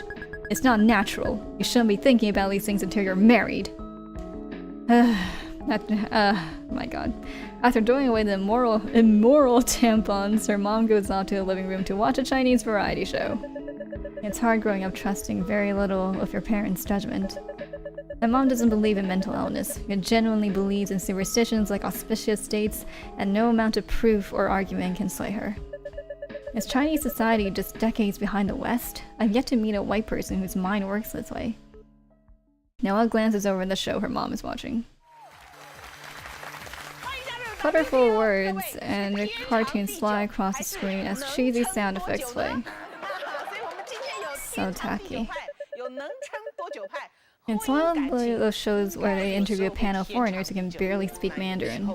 Noah cringes as silly boing noises are over the host's jokes.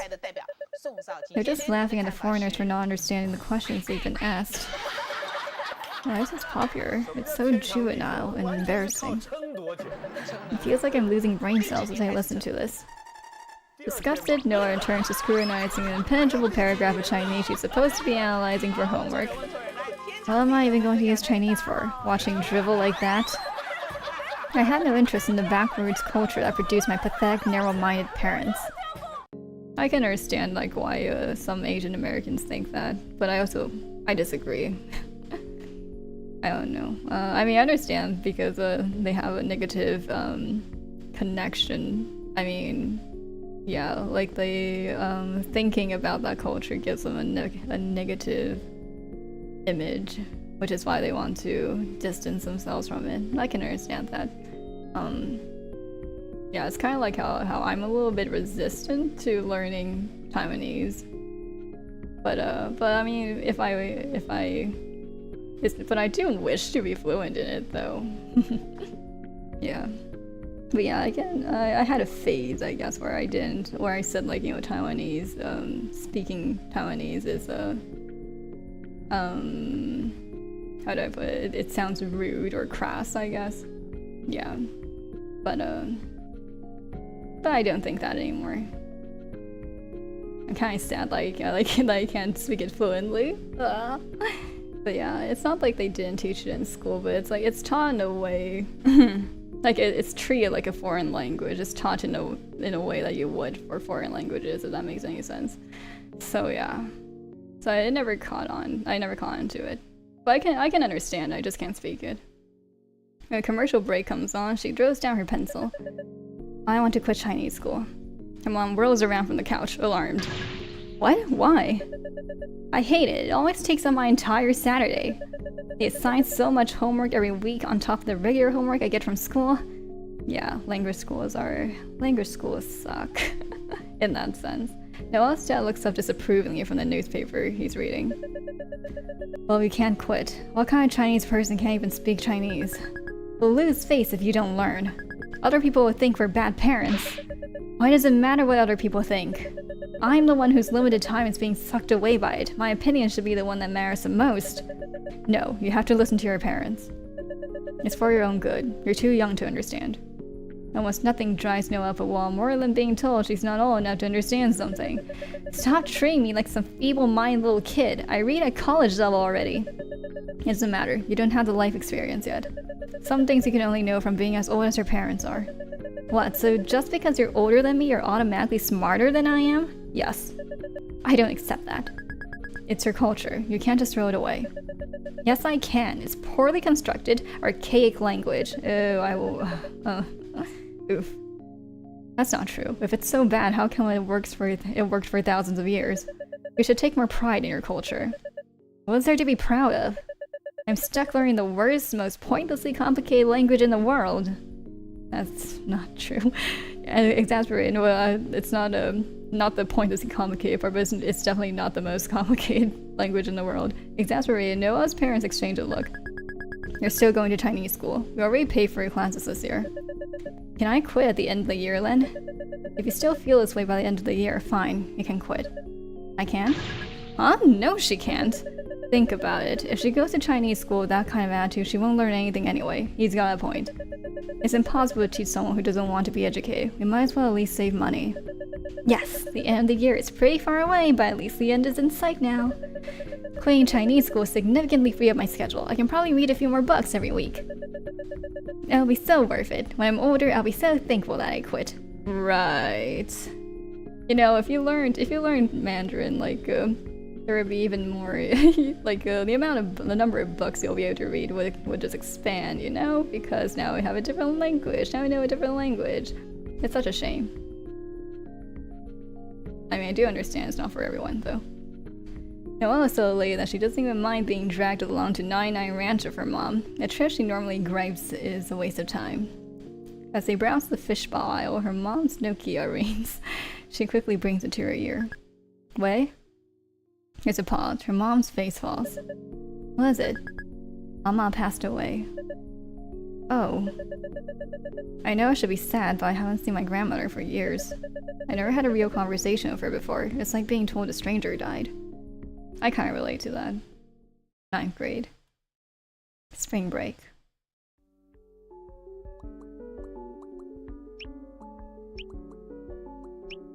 Noelle isn't allowed to close her bedroom door, so she's on high alert as she uses the computer. It sounds like my mother is busy washing vegetables in the kitchen. Here's my chance. Noelle quickly searches homosexuality on Wikipedia. I skimmed this page once as research after Akarsha started insisting Dia and Minso were romantically involved. But I'm positive there's no mention of it being possible for two women to have sexual relations. I would have remembered it. Oh god. Reread the Wikipedia article. Much of the page is devoted to a historic and modern-day oppression of gay men. There's mentions of sodomy being criminalized, along with an image of ancient Greek pottery depicting of two nude men embracing that Noah scrolls past very quickly. Wait, this might be something. Anthropologists Stephen Murray, and Will Roscoe reported that women in Lesotho engage in socially sanctioned long-term erotic relationships. What exactly do they mean by erotic? They need to be more descriptive. Oh my god, no, well, just read Girls Love manga like a soccer, like who was it that suggested? Esther. She clicks on citation, but the source is a book called Boy Wives and Female Husbands, Studies of African Homosexualities. There's no way a library carries this book. The pseudo hyperlink. Noelle scrolls through the page, but there's no mention of the erotic relationships. This is a dead end. I could try googling it, but it might bring up obscene results. Yep. Fine. I guess we'll have to go in order. The link leads to a more general page called Human Sexual Intercourse. To Noelle's disgust, it features a painting of a man and woman copulating. This is repulsive. I'd really rather not stay on this page for long. Sexual intercourse commonly refers to the act in which the male reproductive organ enters the female reproductive tract. In recent years, penetration of non-sexual organs, or by non-sexual organs, fingering, fisting, oh god, are also sometimes included in this definition. What on earth is fingering? Is this the finger thing Minso was referring to? The page opens. At the top, there's a simple illustration of a naked woman stroking the genitals of another woman. What is this? This is so risky? Noelle breaks into a feverish sweat as she reads the page as quickly as possible. Then in a panic, Noelle closes the tab, erases her web history, and shuts the computer down. Minso was right. I can't believe it. Should such erotic content be allowed on Wikipedia? Anyone can read it. I mean, you voluntarily looked for this. I must destroy all evidence I visited that page. Should I uninstall the browser? Delete my user profile? Perhaps set the computer on fire for good measure? Oh my god. It's very not awaken anything in me. Famous last words. If you don't mind me asking how gaming will think. Sorry, I didn't see your chat until now. No, I don't live in Japan. I have lived in Japan. I am multilingual because how do I explain this? So I grew up in a family that spoke one language, and my environment was speaking a different language. Yeah.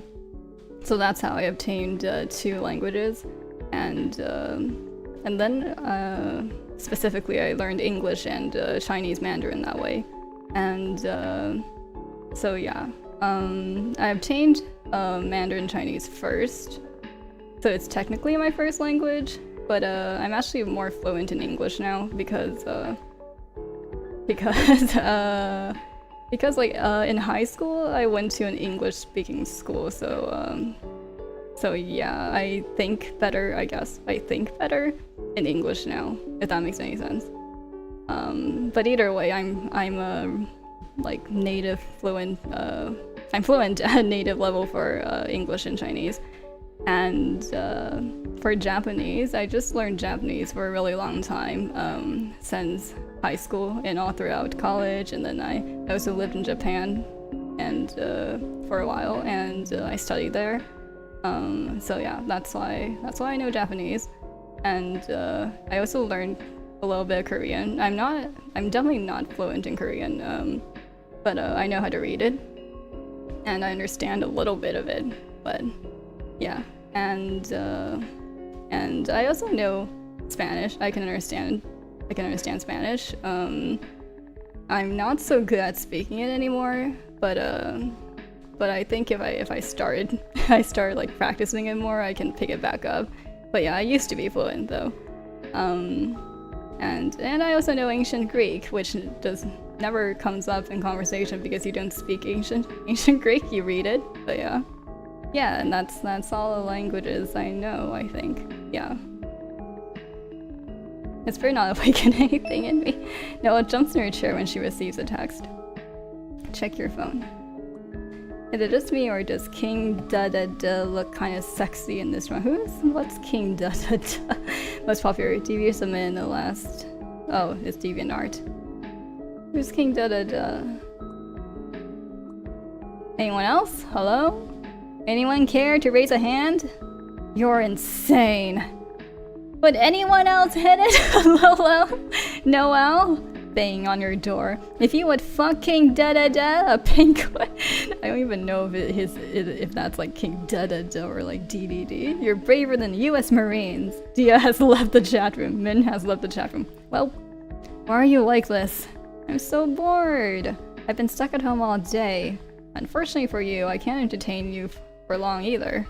I have to leave for the airport soon. Oh yeah, you're visiting Taiwan, right? How long are you gonna be there again?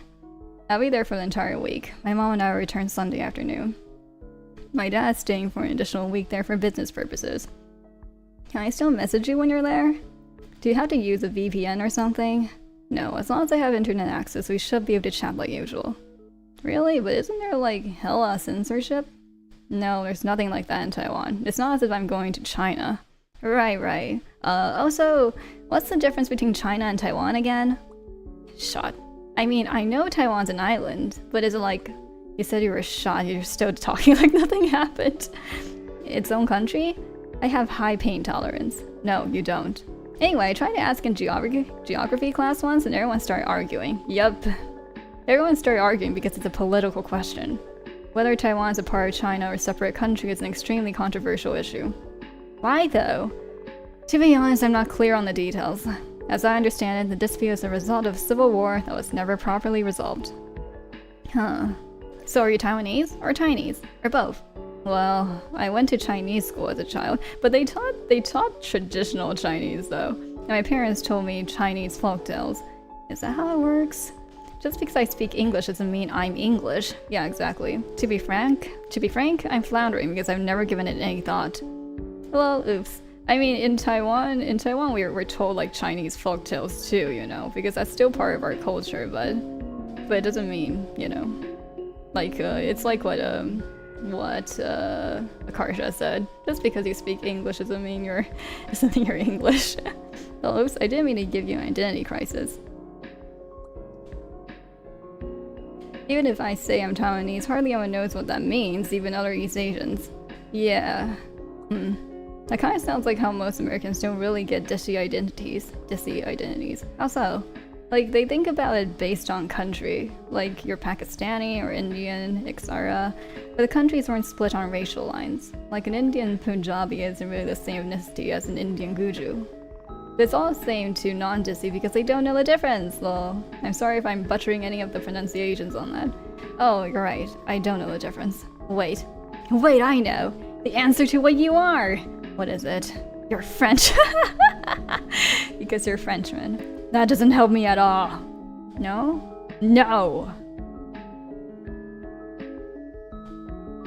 There, that day Noah sits in the backseat as her dad drives him to the airport.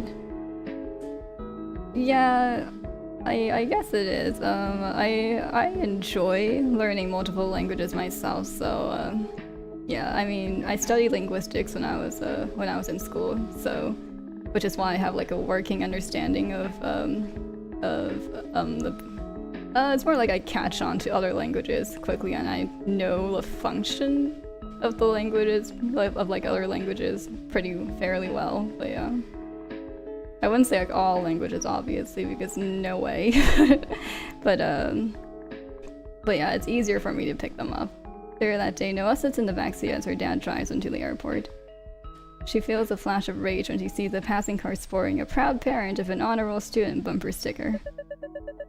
Why would you brag about such an unremarkable accomplishment on your car? You're supposed to be on the honor roll. It's like buying a bumper sticker that says, "My child breathes air." My parents would never even bother mentioning such a banal thing. Noah's mom squints at the airport signage as it passes them by. Noah, watch the signs for us. Why me? I don't even know how to drive. You were born here. You read faster than us. My parents do that too. Alright. I mean, I don't mind, because they're right. How is it that after living here for 20 years they still haven't mastered English? Because that's not how the brain works. My mom can't even speak English well enough to carry a conversation with a stranger. What have they been doing this whole time? You know, I really... Okay, she's young, you know what, or whatever. She's young, but yeah, I don't really like it when like Asian Americans belittle their parents like that, especially in terms of the language. Which way is parking? Which lane? Just follow the arrows, turn right. See, even though I have a PhD, ever since you were in 2nd grade, you could read highway signs faster than me. Because that's how children's brains work. That's how like the language learning part of the brain works. When you're a kid, it's basically like a program. When you're a kid and you acquire language, it's it kind of like it's alright, it's a little complicated, but like basically you just kids acquire languages a lot faster, but that program, the part that allows you to do that, it dissolves over time. So after you pass a certain age, it gets harder for you to do that. Good thing we had Noelle with us. The signs go by so fast. Noelle scratches his head as she directs him through the airport's the Baranthian roads. Where is it? It feels like we're just going in circles. Or not. See a sign there? The parking's past the cargo area. Do I turn here? Noelle's heart stops as her dad starts to turn into a street labeled with "Do not enter." It says "Do not enter! Keep straight!" Oh. Her dad swerves sharply to stay in his lane. Noelle massages her temples, her heart pounding. I'm surrounded by illiterate idiots. Why does it rest on me, a literal child, to ensure we don't drive into oncoming traffic? They have endless energy when it comes to obsessing over my studies. Why can't they work on their own English instead? You know, sometimes I think that, but yeah.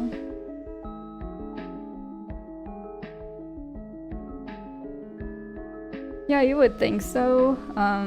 Yeah, multilingual is very important nowadays, but I mean, you would think so, but honestly, because like, you know, nowadays, because of that, you know, nowadays there are lots of people who are multilingual and like a lot more profession, I guess, than me. So you would think that, but it's actually not that big of a flex. As the car rolls into a parking lot, Noelle jolts up in her seat. Wait, this isn't the correct garage. Turn around. Huh? How do you know? A sign says premium parking. Premium means something of exceptional quality, superior. So, isn't that good? Not right now when we're looking for the regular run-of-the-mill parking lot. In this context, premium parking means special parking that's more expensive. Oh. Make a U-turn. We're going to miss our flight. Noelle's one sighs as the car makes a series of turns. This would have been easier if you could talk to us in Chinese. This would have been easier if your English is better too. Noelle crosses her arms in the back seat, fuming. Oh, okay, I don't have that problem. Why am I the only one responsible for making sure we're not separated by a language barrier? I mean, you gave up on learning Chinese. You were the ones who chose to move here in the first place, and it would have been easier for you to learn Chinese than for them to learn English. 16 hours later. Taipei! This statue looks like a very familiar background. Noelle and her parents take a taxi from the airport to an alley lined with parked scooters. This must be Agong's apartment. We're staying there for the week. Her mom presses the buzzer. 我们到了! 快进来, 快进来! After huffing and puffing up 4 stories of stairs, Noelle is drenched in sweat. Are you kidding me? Well, I mean, it's Noelle, right? I forgot about her very, very weak physical ability. Hello! Yeah, 你们总算来了！春花，你长大了。对啊，你上次见我的时候，我还在念小学呢。This must be one of my cousins.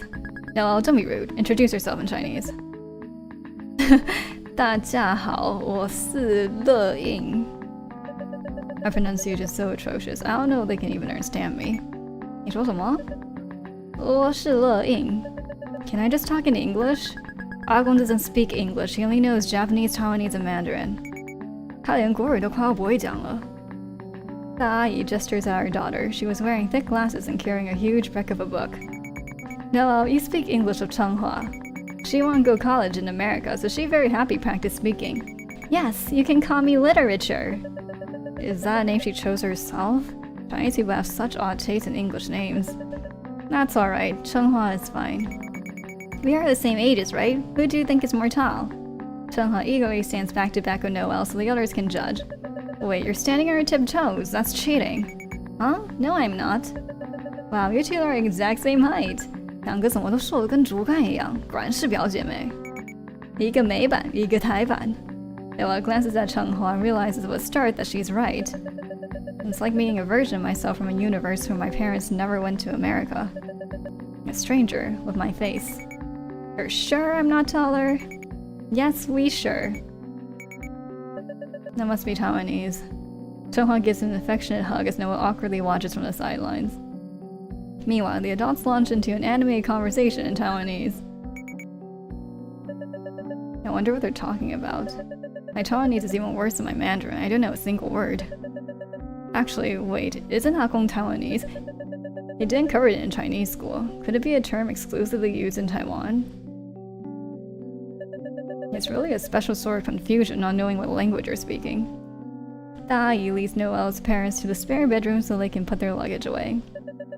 This reminds me how I used to assume Japanese curry was a Chinese dish because my mom made it regularly. If you have a distant relationship with your parents, your culture becomes a nebulous cloud. Is it Chinese to believe a pseudoscience? Is it Chinese to have an outdated and sexist worldview? Or is that just my parents? In my particular... How do I distinguish between things peculiar to my life and Chinese culture? Well, I'm glad you're starting to think that way. Chonghua brightly takes a seat next to Noel. Anything you have questions about, you can ask me. Ask about the area. Tell me about the surrounding area. Let's look outside. Chonghua... Hey, this actually looks really familiar, but then again, streets in Taipei tend to look very familiar. Like, yeah. Chonghua goes over to the window and points as Noel peers outside the street below. That way is my house. Me and my mom, we walk over all the time. You must live pretty close by if you're able to come on foot. Yes, we're only a few streets away from Akong. Every weekend, me and my cousins spend here. That's so different from my experience. When you're all settled at 7-Eleven, we go and grab breakfast. Breakfast from 7-Eleven? What, you never had it? It's good. It is? It won't be all greasy? No, they have fresh tea eggs, hot yams, oden. If you want a pre-packaged breakfast, they'll heat it for you too. In America, is it not like that? I know, I had such a big culture shock when I went to a 7-Eleven in America. No, American 7-Elevens are just junk food stores. Chonghua points in the train as it rushes by. There's a train station near us. We take it a lot. You don't use a car to get around? Not much. When we can't use a train, we ride our scooter. What else do you want to know? Ask about her book. What are you reading? It's a Chinese translation of a Russian novel. Well, it's called in English, I don't know.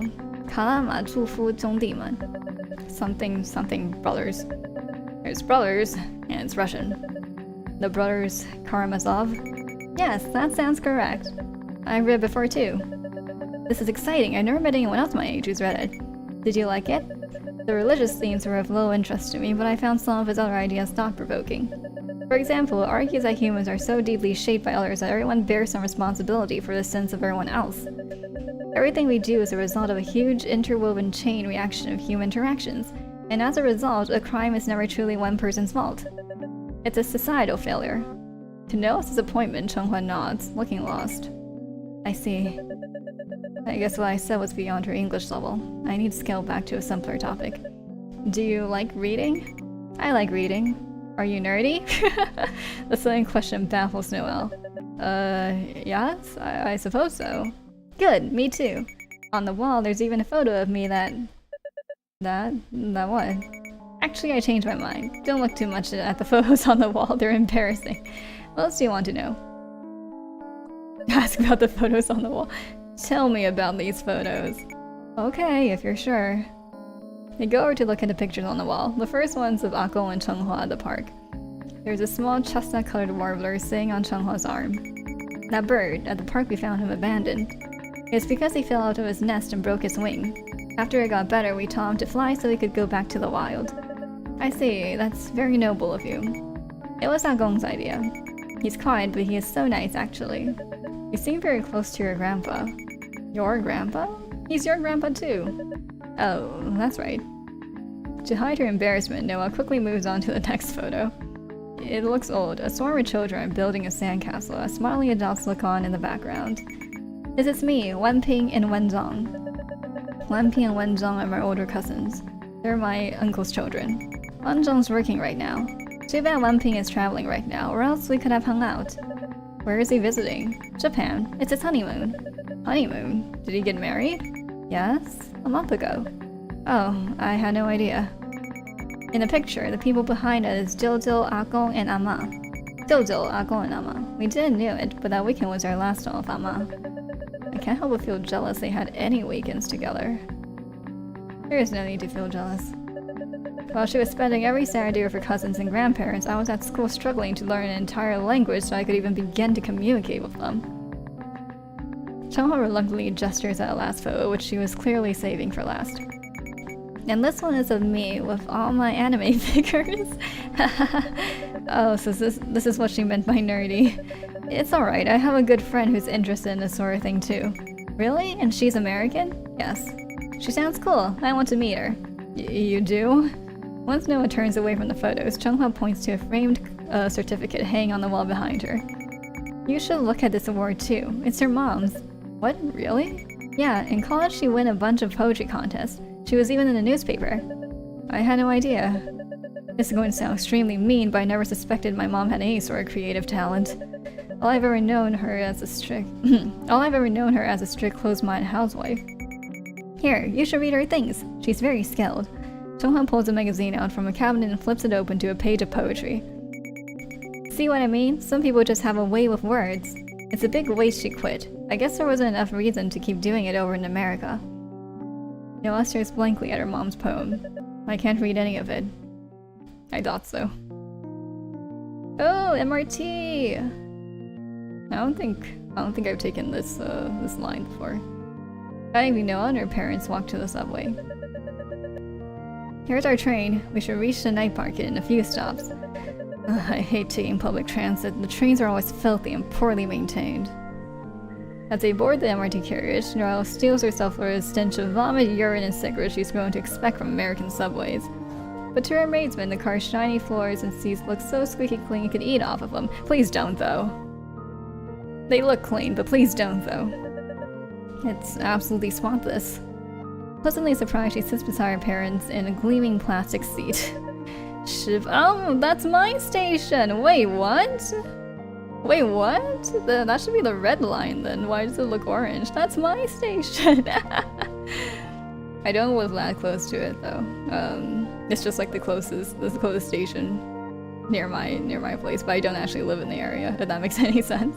Shipai Station. You can actually clearly hear what they're saying. It's not in distinct mumbling like on BART.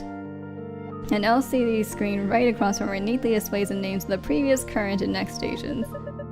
This is the most beautiful thing I've ever seen. Her phone buzzes. Her heart leaps when she sees that it's a Karsha. Why did it leap? Why do you sound less? I thought you liked me. Even if I hypothetically did like you, why would I want to see this awful picture of you? Personally, I think it's very hot and sexy of me to play video games against little kids at Fry's Electronics and lose. Is that what you're doing? No, I'm back home now playing the game I bought. It's called Portal. Dude, you love it.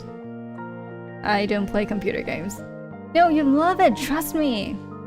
It's not like other games where you're some guy shooting stuff. You're a girl and it's a puzzle game. It's in a science research facility. Oh?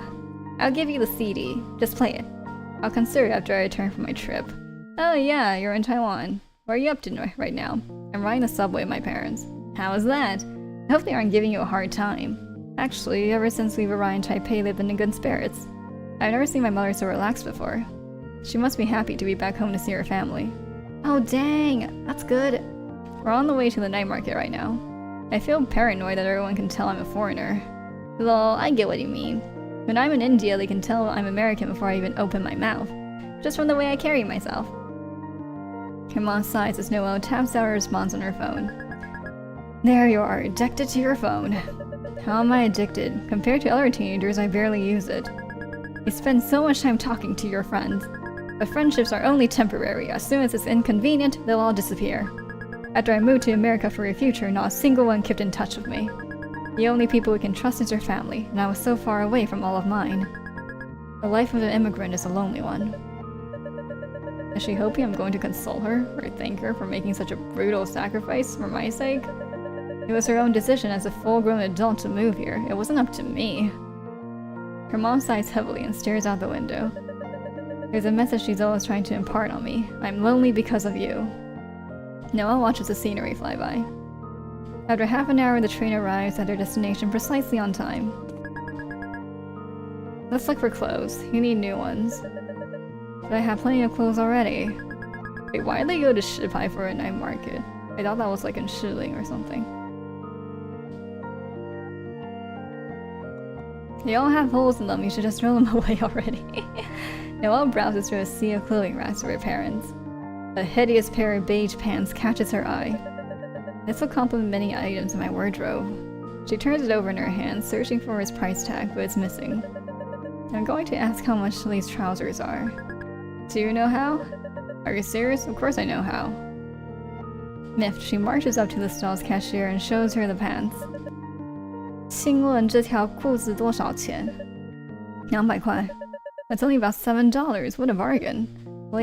我要买这个。你说什么？ Ugh, I stumbled over the pronunciation. I want to buy this. Okay. Shay Noah doesn't dare speak another word as the cashier bags her purchase.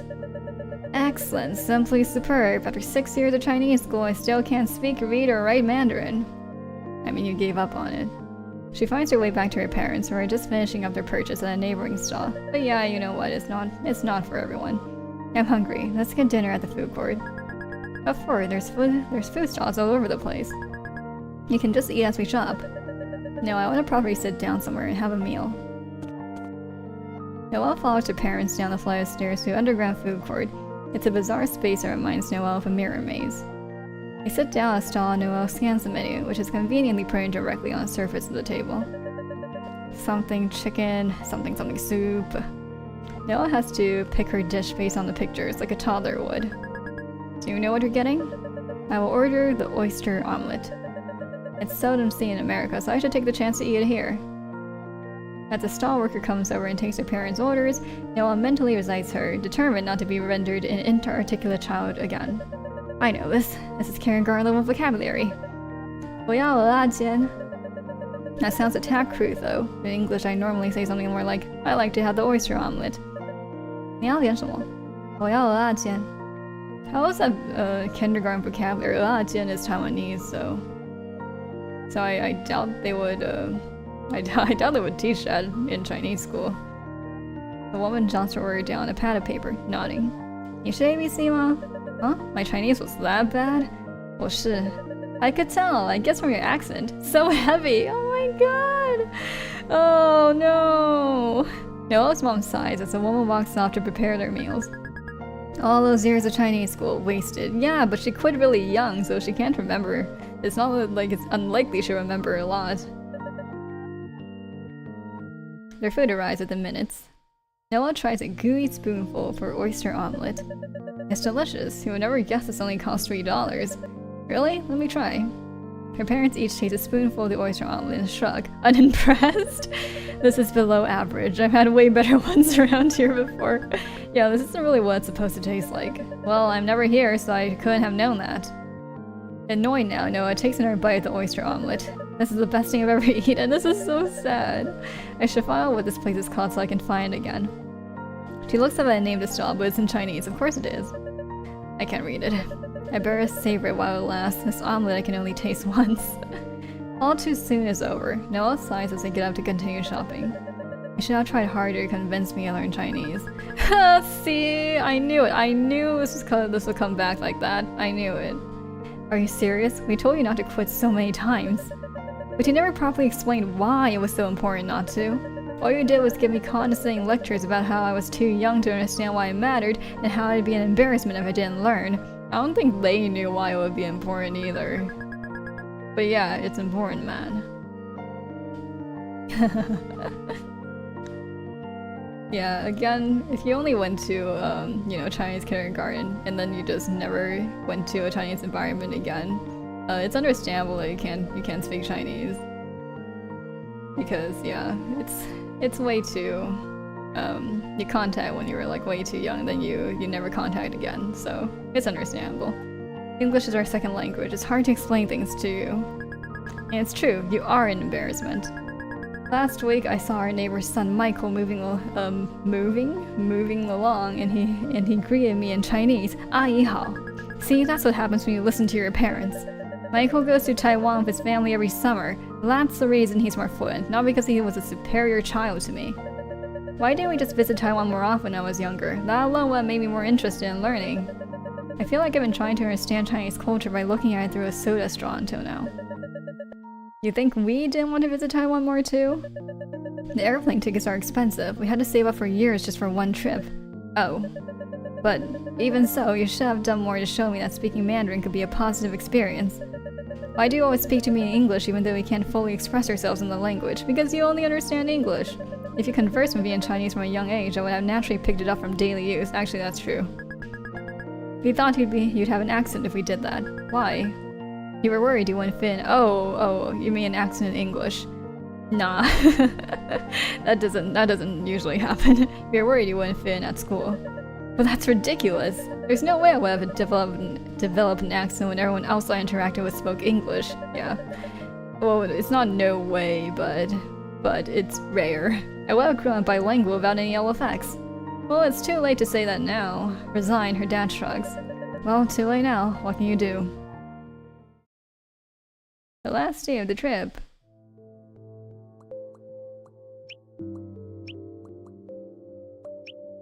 Noah and her relatives visit the Columbarian housing on Los Ashes. My mom visits this place every time she's in Taiwan. Noah follows her grandpa into the worship hall.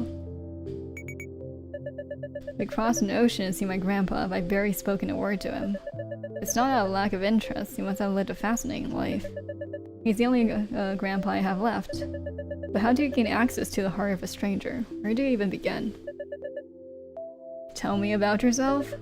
Who says that to their own grandfather? It was not like a job interview. Even if I knew what I wanted to say, what am I capable of saying in Chinese? Today is Sunday. I'm a student. She watches Chunghua take a lotus petal from a glass bowl and offer it to the giant Buddhas. No, we're going to pray for Amma. Take a flower petal from that bowl over there. Can I pray in English? If you have to, she can only do that. Unsure what she's supposed to do, Noelle does her best to imitate her parents. Hello, Buddha. I seriously doubt that you exist. I'm sure Amma was a wonderful woman. Chunghua deposits her lotus petal in the bowl before the Buddhas, her eyes shining with tears. What's up, Amma? To Nell's surprise, her aunt embraces Chunghua like it's the most natural thing in the world. They're so comfortable with each other. Is that how mothers and daughters are supposed to be? Oh, that's so sad. When I look at my mother, the first emotion I feel is stress. Noah deposits her lotus petal in the bowl and joins Ekon, who's swaying to the side. He smiles awkwardly at her as they stand together in silence. What should I do? Try to build a relationship in broken Mandarin? Tell him I like reading and my favorite color is green? Or do I let the moment pass me by, say something and remain strangers? Am I a terrible person if that's what I do? Come on, we're going upstairs. Oh yeah, my grandparents also knew Japanese because you know, that's what people in their generation know Japanese because of the history. But yeah, so yeah, I speak Japanese to my grandparents sometimes. After an elevator ride, they arrive at the floor housing her grandma's ashes. Amma's over here. Noah follows everyone down the hall to one of the niches. The only thing distinguishing it from the others is a tiny name tag on the door. Not that I can read it. Even if I could, I don't know the names of any of my relatives. And at this point, I'm too embarrassed to ask. Even Chunghua's name I only know by sound. I have no idea what it looks like. Noah step points to the units beside Amma's. Your mom and I bought our spots too. Already? You're only in your 50s. There's a limited number, so we made sure to reserve them before they were all gone. I suppose my parents are fairly old. They didn't manage to have me until their 40s. Oh, Going off of the average American life expectancy, they probably have around 25 years left. Noah's mom wipes her eyes as they open the little door of Amma's unit. Will I cry when my mother dies someday? I'm starting to seriously worry that I won't. What kind of monster does that make me? What kind of cold, heartless person cares so little about her own parents? Is there something wrong with me? Do I just not form emotional bonds as deeply as ordinary people do? Ah, this is sad.